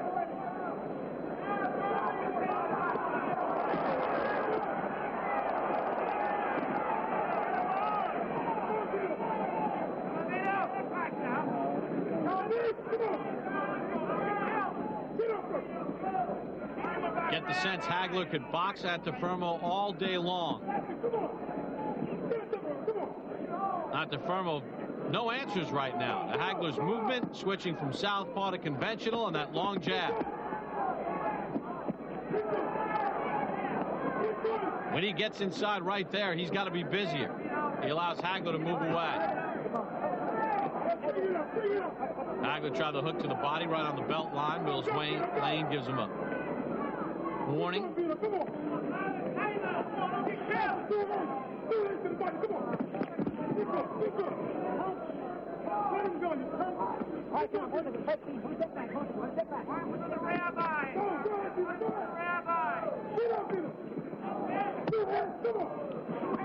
Corner of Antifermo. Come on, Vito. Getting just one or two punches at a clip. Nice combination by Hagler as Antifermo marched in defenselessly. Close of round number 4. This fight being controlled by Marvin Hagler, challenging for the middleweight championship.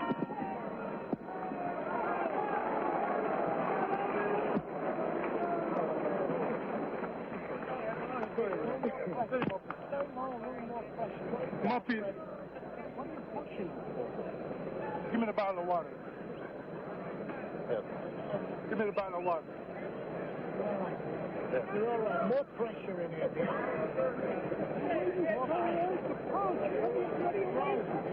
what I'm going to do. I got it. Hey, this one, don't let it down you outside. Get close, don't pull them into the rope and punch inside. Don't stay outside. I don't know, we need more water. I get up in front. Don't get it now. You got him. Take him a second. Stay with him, man. Get him lunging if you want to catch him. Hagler with 18 knockouts in his last 20. 2 decisions. Jim Henry back in 1977. And last year, Benny Briscoe in Philadelphia in that battle. No, we've talked about it during the course of this fight. Antifermo not throwing enough, and when he gets inside, not busy enough. And you heard his corner say, you've got to throw more. Looping right hand, scored by Antifermo. Hagler shakes it off easily. But more of a sense of urgency from Antifermo as we start the 5th.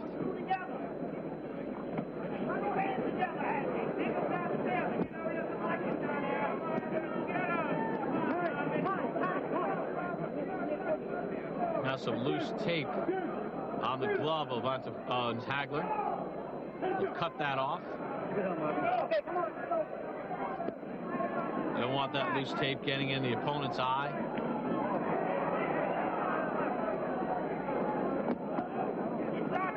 Antifermo bull rushes his way in, but he doesn't throw. Hagler doing a good job tying him up.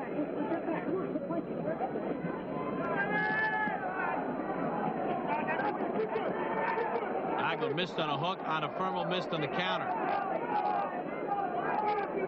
He's hard-pressed at this point to find a round for Antifermo. Does land a good punch there. Puts 2 together. Now pressing Hagler a bit.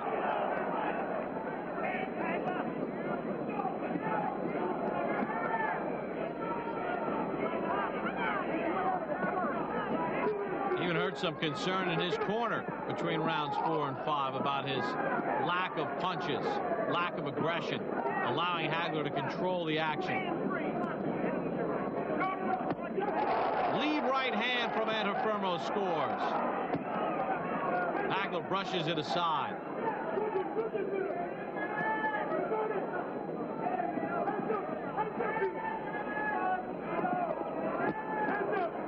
Some of the champion's best connects have happened here in round 5.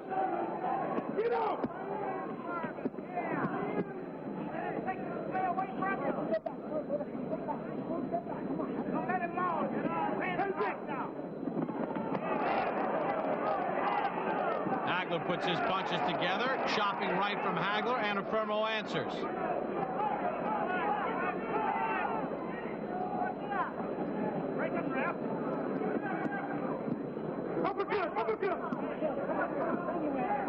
Final half minute here in the 5th.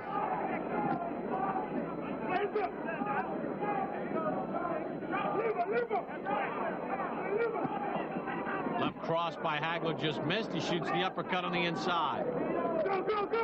Best round of the fight for Antifermo, the champion. But has he done enough to win the round?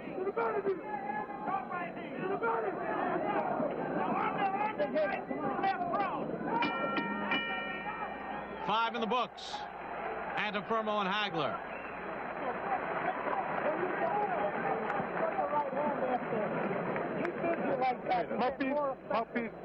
Mouthpiece. All right. You're getting more effective. Jabbing and backing them up. All right. You're doing nothing. What's the right hand doing? Hey, this guy's scared of you, man. See what I'm saying? Towards your hand, champ.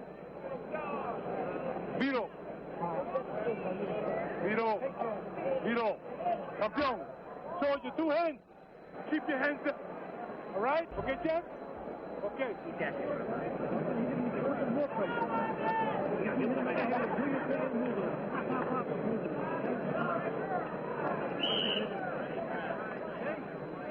The challenger's corner appears a lot more relaxed than the champion's.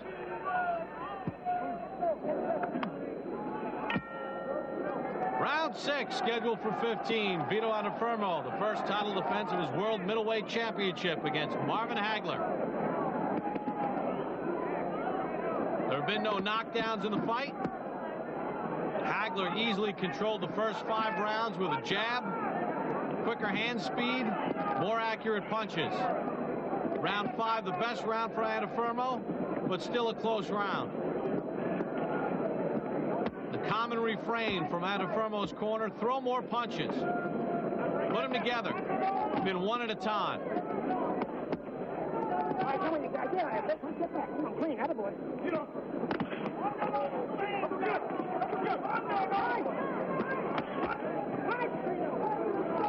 Wild left from Hagler. Antifermo scores with a couple of body shots. Hagler with a couple on the inside, peppering the face of Antifermo. Now he goes right-handed. That worked in rounds 3 and 4.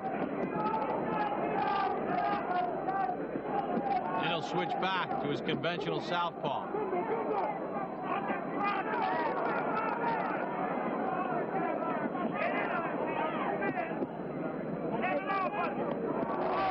Nice combination by Hagler. Peppering Antifermo. The champion tries to respond.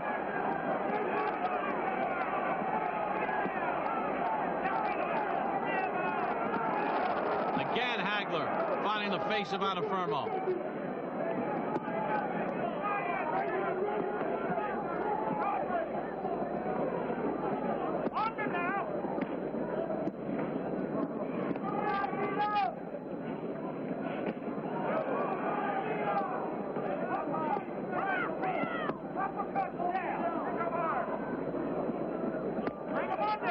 That jab of Hagler has been so effective so far.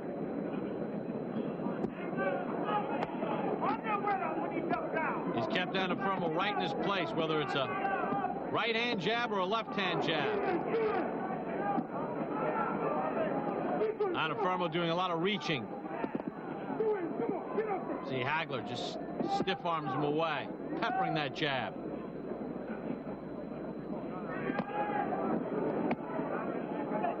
And it's not just a rangefinder. There's some pop in that jab.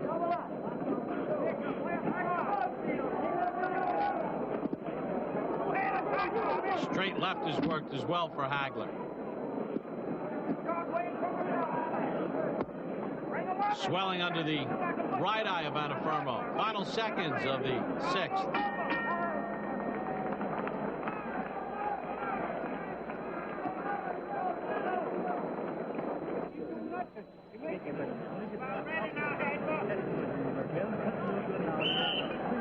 Looks like a walk in the park for Hagler to this point. If you watch the pictures from that fight, you will see sitting at ringside Tip O'Neill, because he was there to make sure that his man Marvin Hagler would get a fair shake.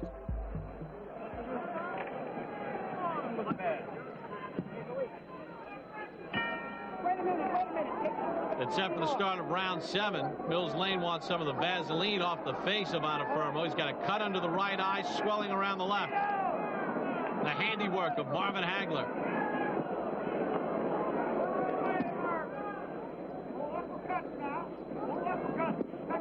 Can Antuofermo find the key to create some offense? Hagler's jab has just kept him away.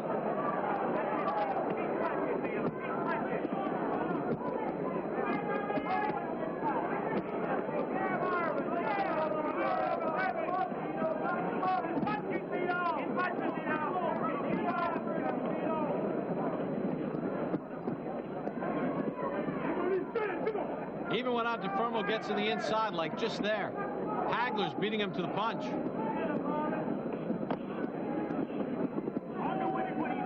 You know, Vito can't deal with him from the outside. He needs to make hay when he gets inside, but he's not. Hagler has used movement like this. Switch to right-handed. Goes back to southpaw.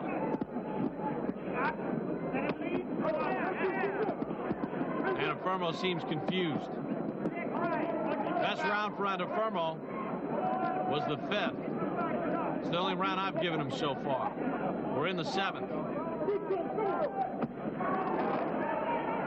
Left hand from Hagler caught the ear of Antuofermo.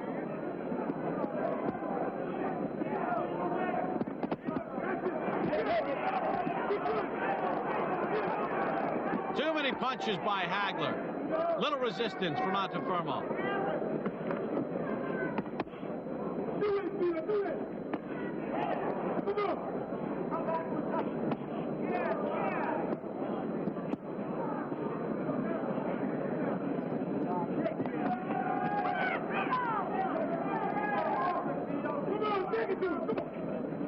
After being bypassed time and time again, Hagler making the most of his first world title shot.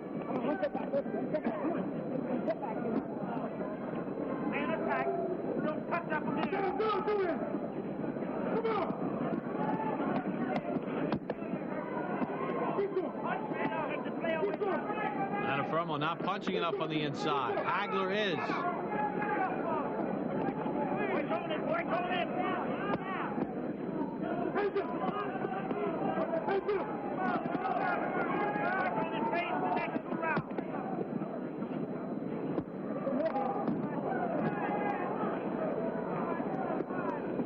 Final seconds of the 7th. More Hagler than Antuofermo.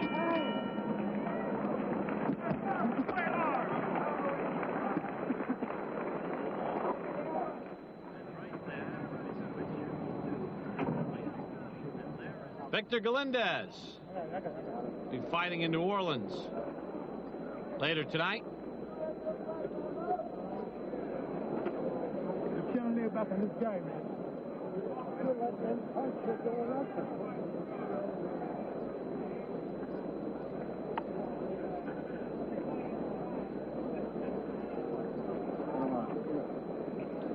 Marvin Hagler using his jab, superior hand speed, reach, controlling Vito Antuofermo.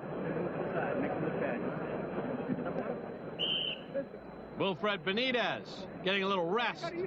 He'll defend his WBC World Welterweight Champion here in Las Vegas against Sugar Ray Leonard, the #2 welterweight contender in the world, 1996 gold medalist for the United States.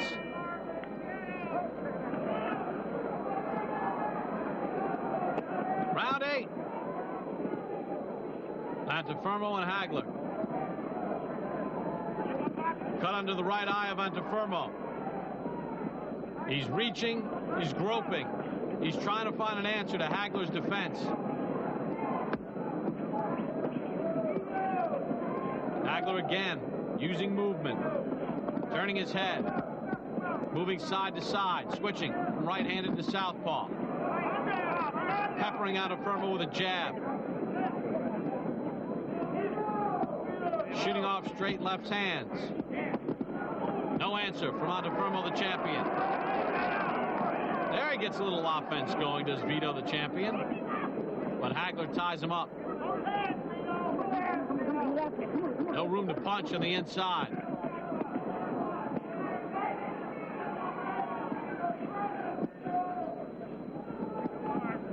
An electric atmosphere here in Las Vegas.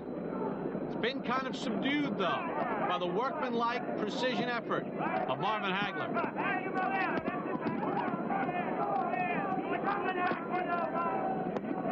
Haven't had that memorable moment yet. Antuofermo with a lunging punch. The end of it caught Hagler. Midway point of the 8th.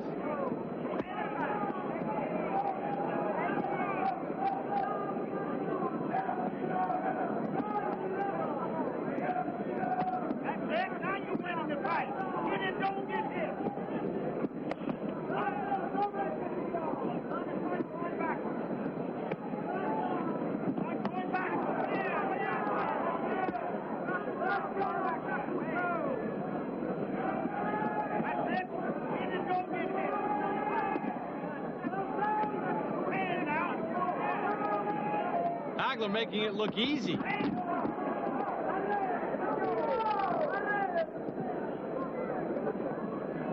Antuofermo a little frustrated. His corner has been frustrated. Antuofermo pushed the right hand that scored. Not a lot of force behind it. Left hand from the champion.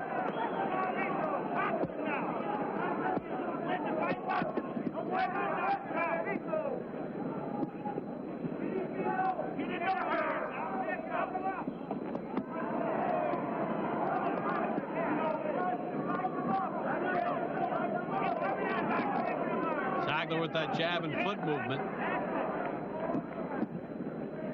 Again, Antuofermo not able to unleash his offense against Hagler.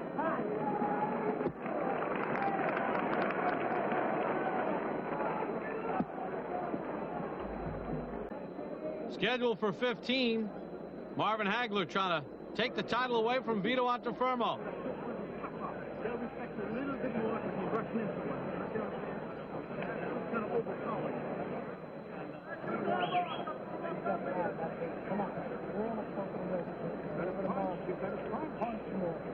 When you're punching, you look good.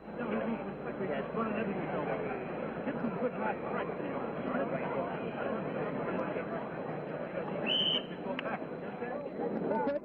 Doing very good now. Now the corner of Antuofermo saying you've got to punch more. It's been pretty obvious. Round 9 underway.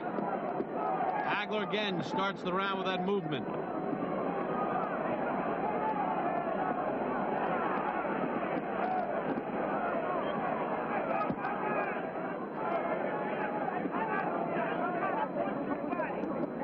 Anytime Antuofermo gets any kind of offense going, Hagler will tie him up, reset, and start pumping the jab.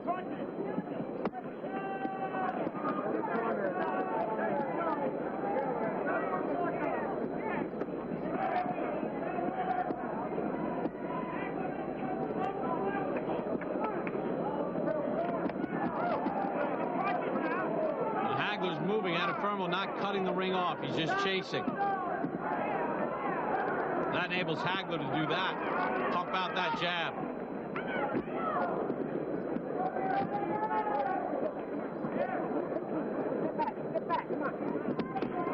Antuofermo's World Middleweight Championship at stake. His first title defense against Marvin Hagler. Good hook to the body right on the belt line by Antuofermo. Tries it again.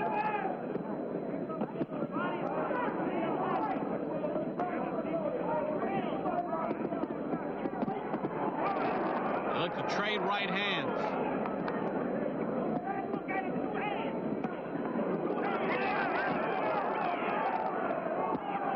Good little sequence here for the champion.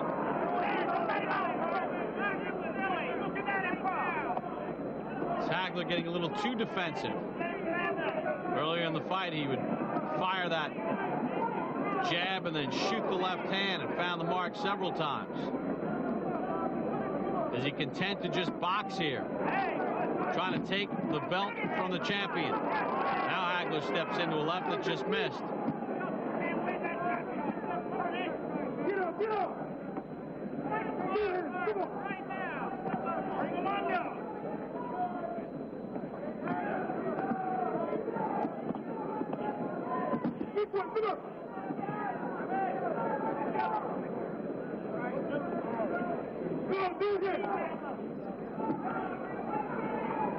Accuracy from Hagler has dropped a little bit here in the ninth.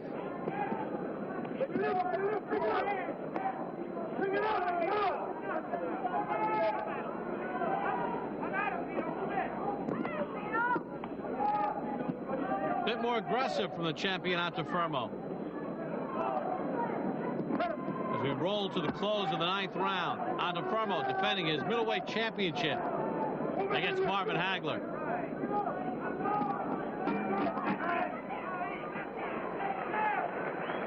Better round for the champ.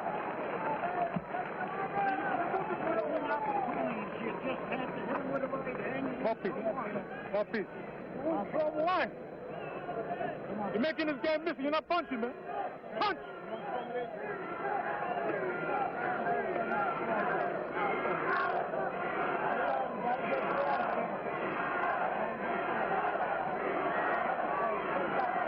Fans trying to rally Antuofermo with the chant of veto.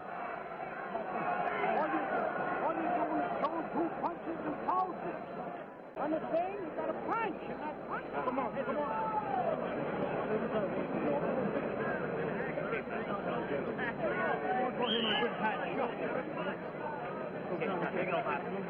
That's it. Look him charging. Spin him on the rope. The whole bit. It's like, there's no difference going to the rope.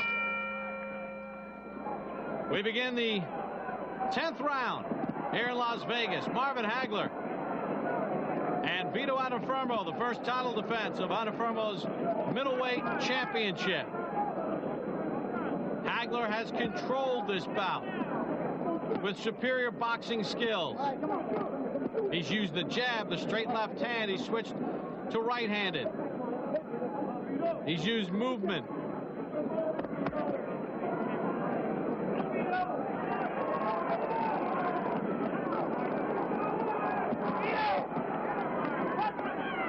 Scheduled for 15.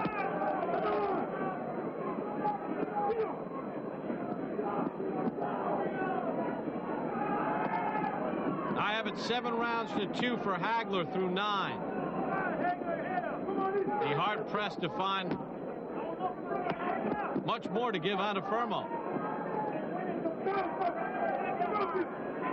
Antuofermo's own corner feels like their man is letting it slip away.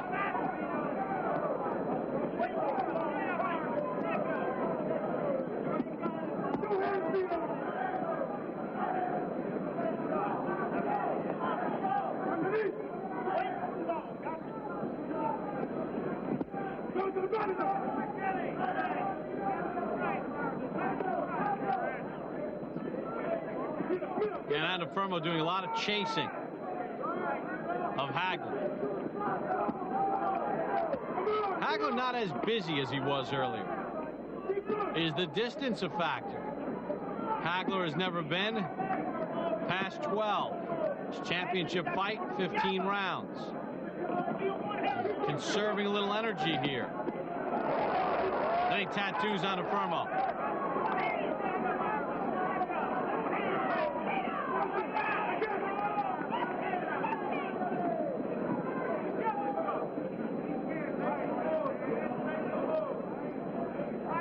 Left, right.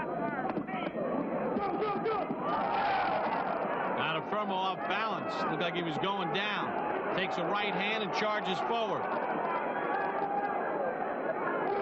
Both men hitting on the break. Good body work by Hagler.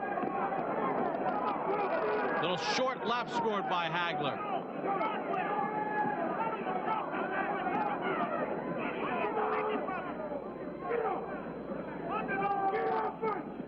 Can hear the corner of Antuofermo. Vito, be first, be first.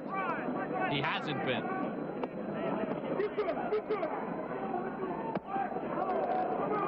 And with all those exchanges on the inside, Hagler gets the last word. Good uppercut by the challenger.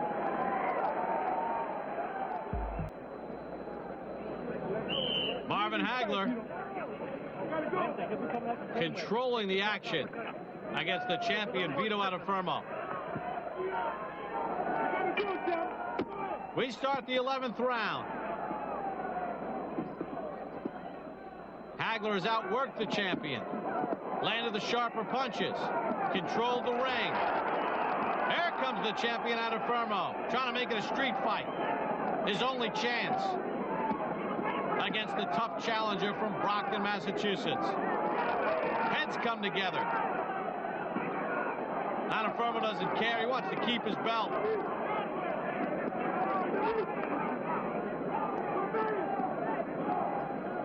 Hagler seemed to handle the onslaught well.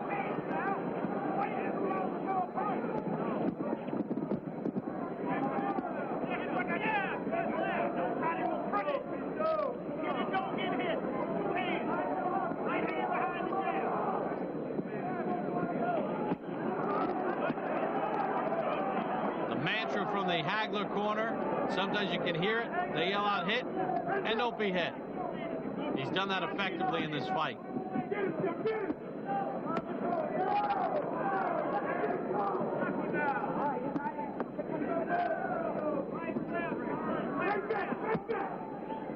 Hagler missing with the jab.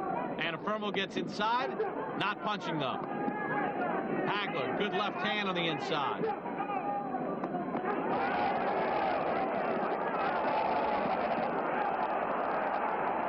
Hagler with a good right followed by a left. The champion trying to respond. Hagler fighting the fight Antuofermo wants, and he's beating him at it. Uppercut on the inside scored by Hagler. It's like a switch went off in his head. He'd been boxing so beautifully. And he elects to go toe-to-toe with the champion. Is he playing with fire?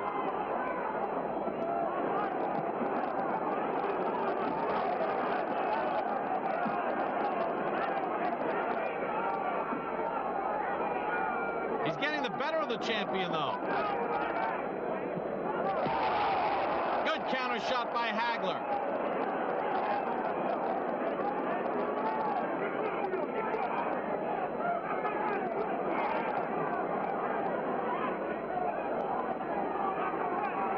It's almost as if Hagler says, I'm going to beat you at your game, as he tattoos the champion with a combination.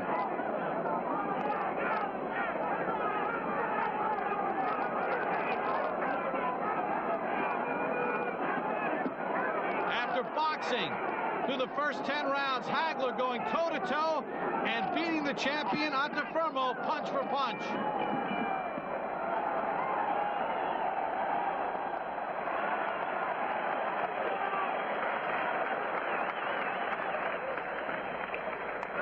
Get him out, please. Yeah.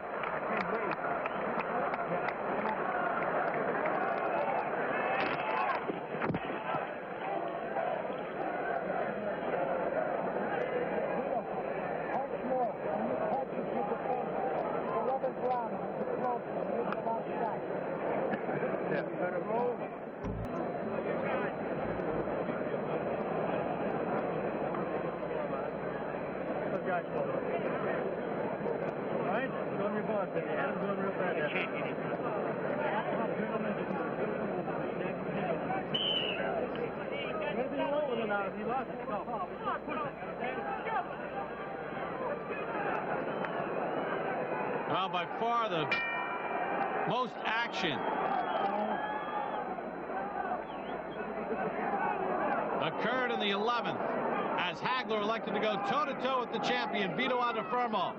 And Hagler outdueled him.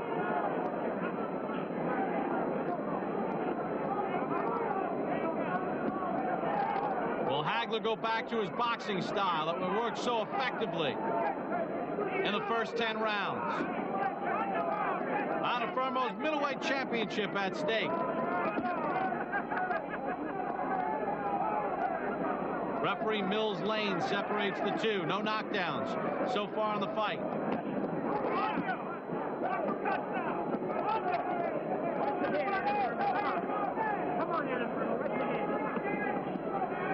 Antuofermo leaning in. Let's see if Hagler makes him pay with an uppercut.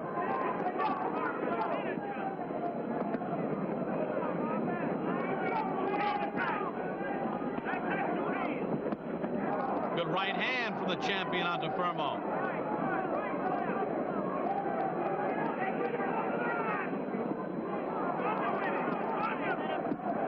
That jab is peppered Antuofermo the entire fight. Cut under the right eye of the champion, swelling around the left.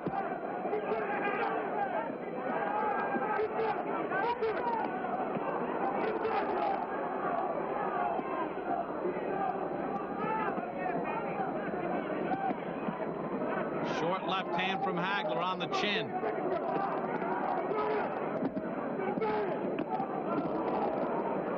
Antuofermo walked right into a right hand there.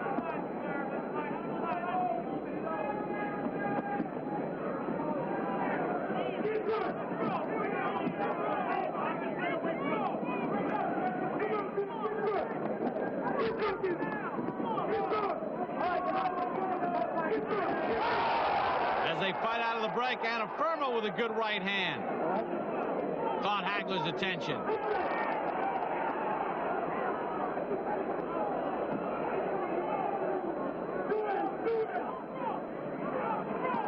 '25-year-old Marvin Hagler trying to take the title away from 26-year-old Vito Antuofermo. Uppercut just missed by Hagler.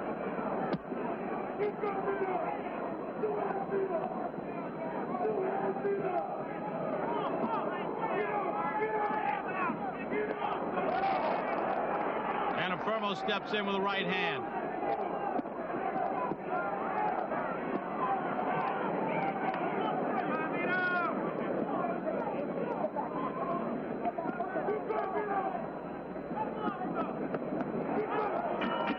End of 12.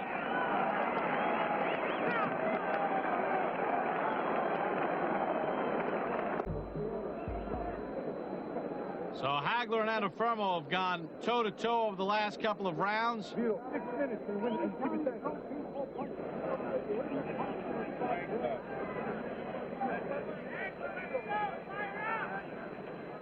Hagler looks fresh. Concern in the champ's corner. Vito. 6 minutes. You're gonna beat the champ. These are the championship rounds.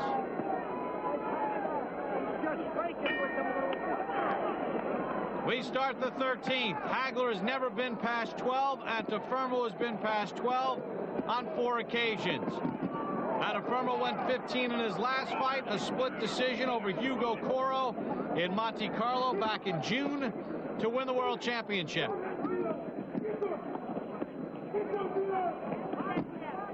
Hagler boxed Antuofermo through the first 10 rounds. Peppered him with jabs, controlled the action.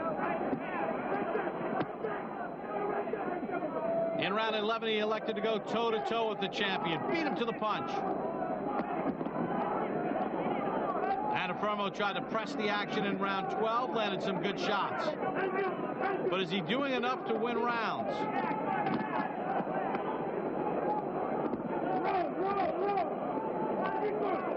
I have it 9-3 for the challenger, Hagler. 117-111.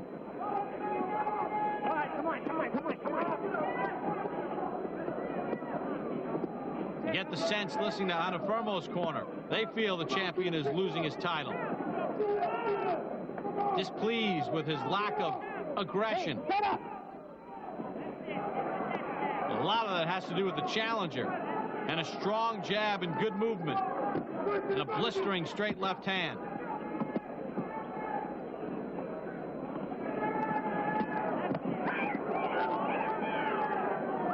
Cupping left from Hagler found the cheek of the champion.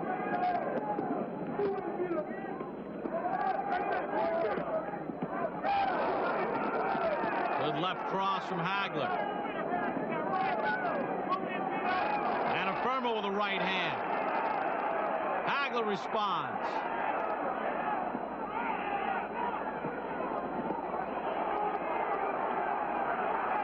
Hagler on the bike here. Anafermo says, come on, fight me.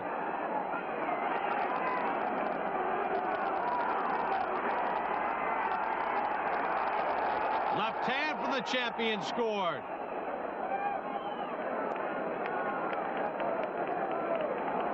Anafermo saying, fight me, because he can't box Hagler.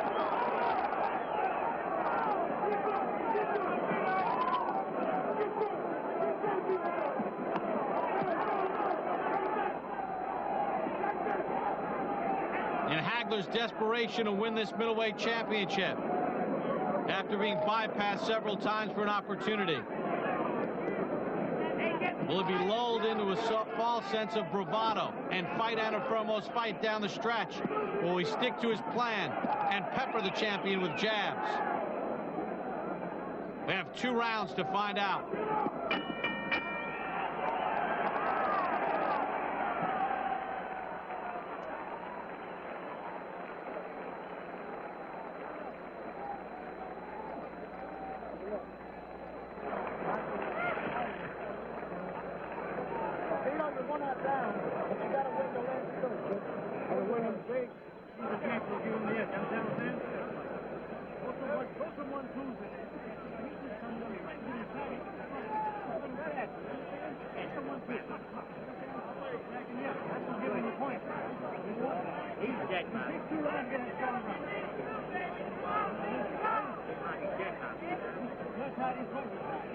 Round 13, the best round of the fight for Anafermo, arguably. The first round that his corners felt he has won. I have it 9-4 for the challenger, Hagler. Round 14.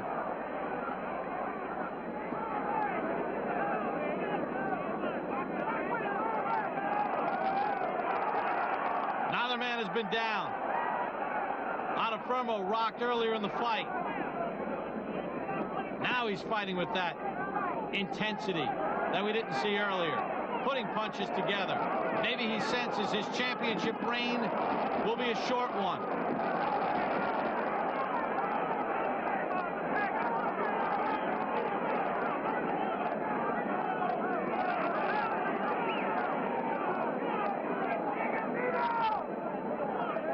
As we mentioned, Hagler in uncharted waters. He had never been past 12. Here he is fighting in the 14th with the middleweight championship at stake.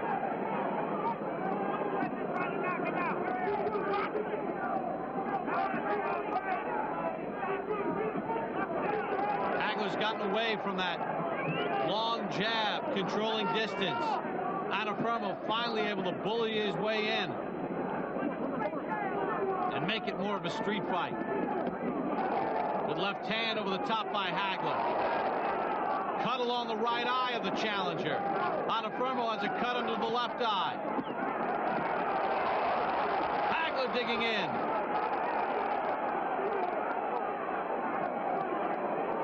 No answer from the champion.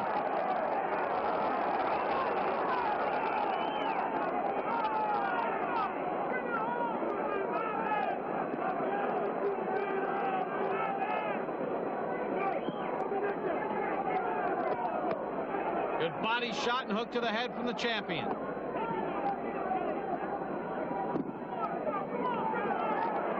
First time in the fight, Hagler looks a bit weary.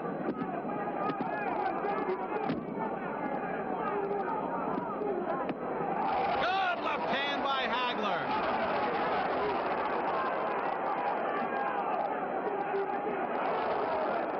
left hand worked earlier in the fight. That stopped the champion in his tracks.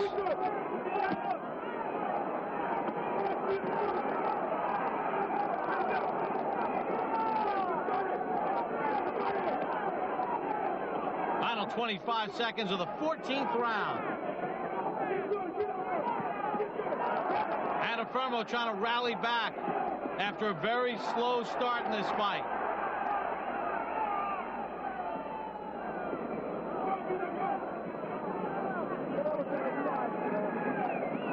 Hill's lane separates the two. That's the end of the 14th.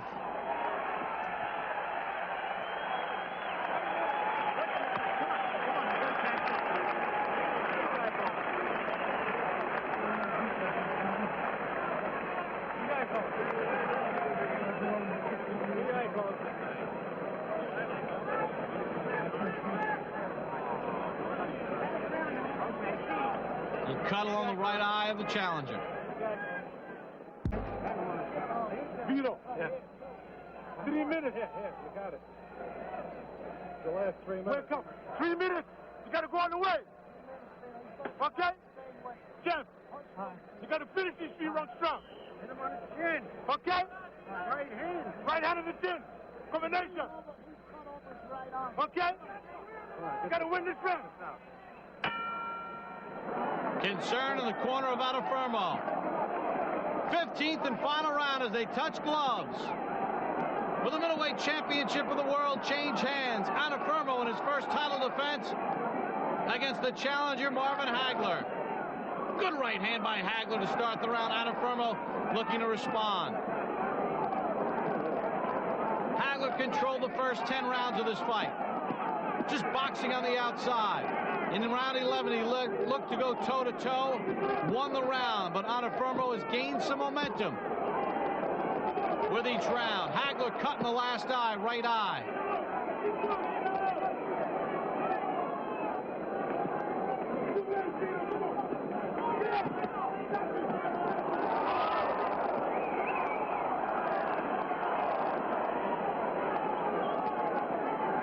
Hagler trying to load up with that left and right hand. Throughout the course of this bout, his punches have been crisper, straighter, more effective.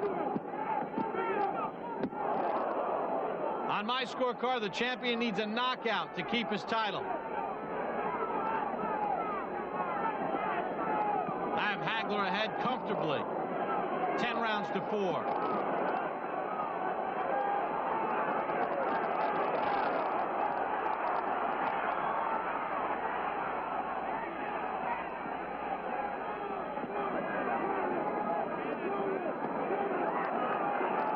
Battle between these two. Antuofermo has taken a lot of punishment in this fight.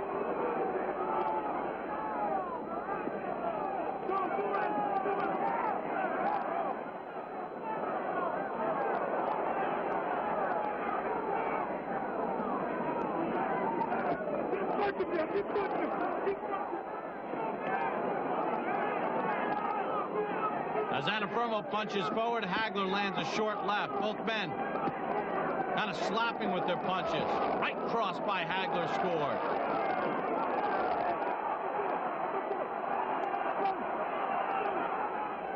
The 25-year-old from Brockton, Massachusetts. Is he on the verge of taking away Antuofermo's title?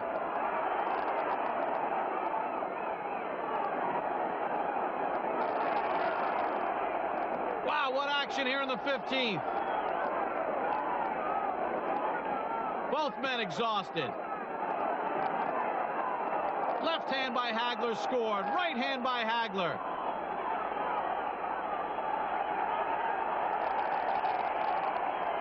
Fans to their feet. And there's the bell. What a fight.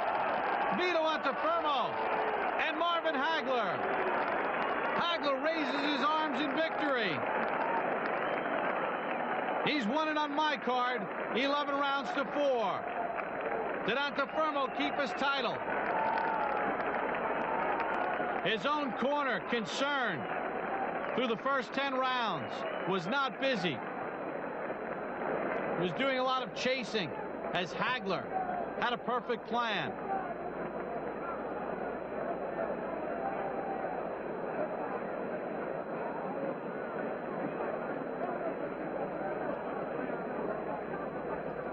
Did Antuofermo land enough meaningful blows? There were so many early rounds where he did little.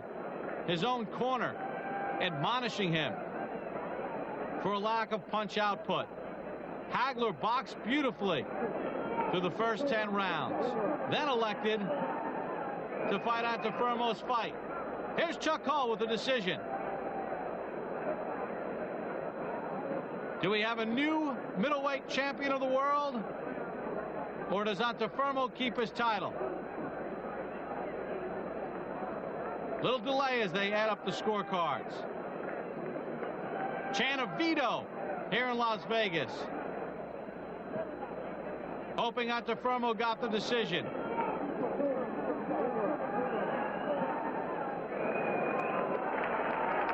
And Chuck Hull appears ready.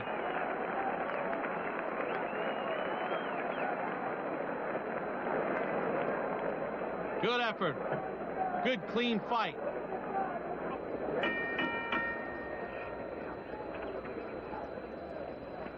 Ladies and gentlemen, here is the decision of the judges. Judge Dolby Shirley scores 144, 142, Antuofermo. Wow. Judge Wayne Ford scores 145, 141, Marvin Hagler. Judge Hal Miller scores 143 Hagler, 143 Antuofermo. The decision is a draw. Antuofermo is still the middleweight champion of the world. Wow, this pro Antuofermo crowd, even they seem stunned. And Marvin Hagler can't believe it. Quite frankly, I can't believe it. It's a draw. Antuofermo keeps the World Middleweight Championship.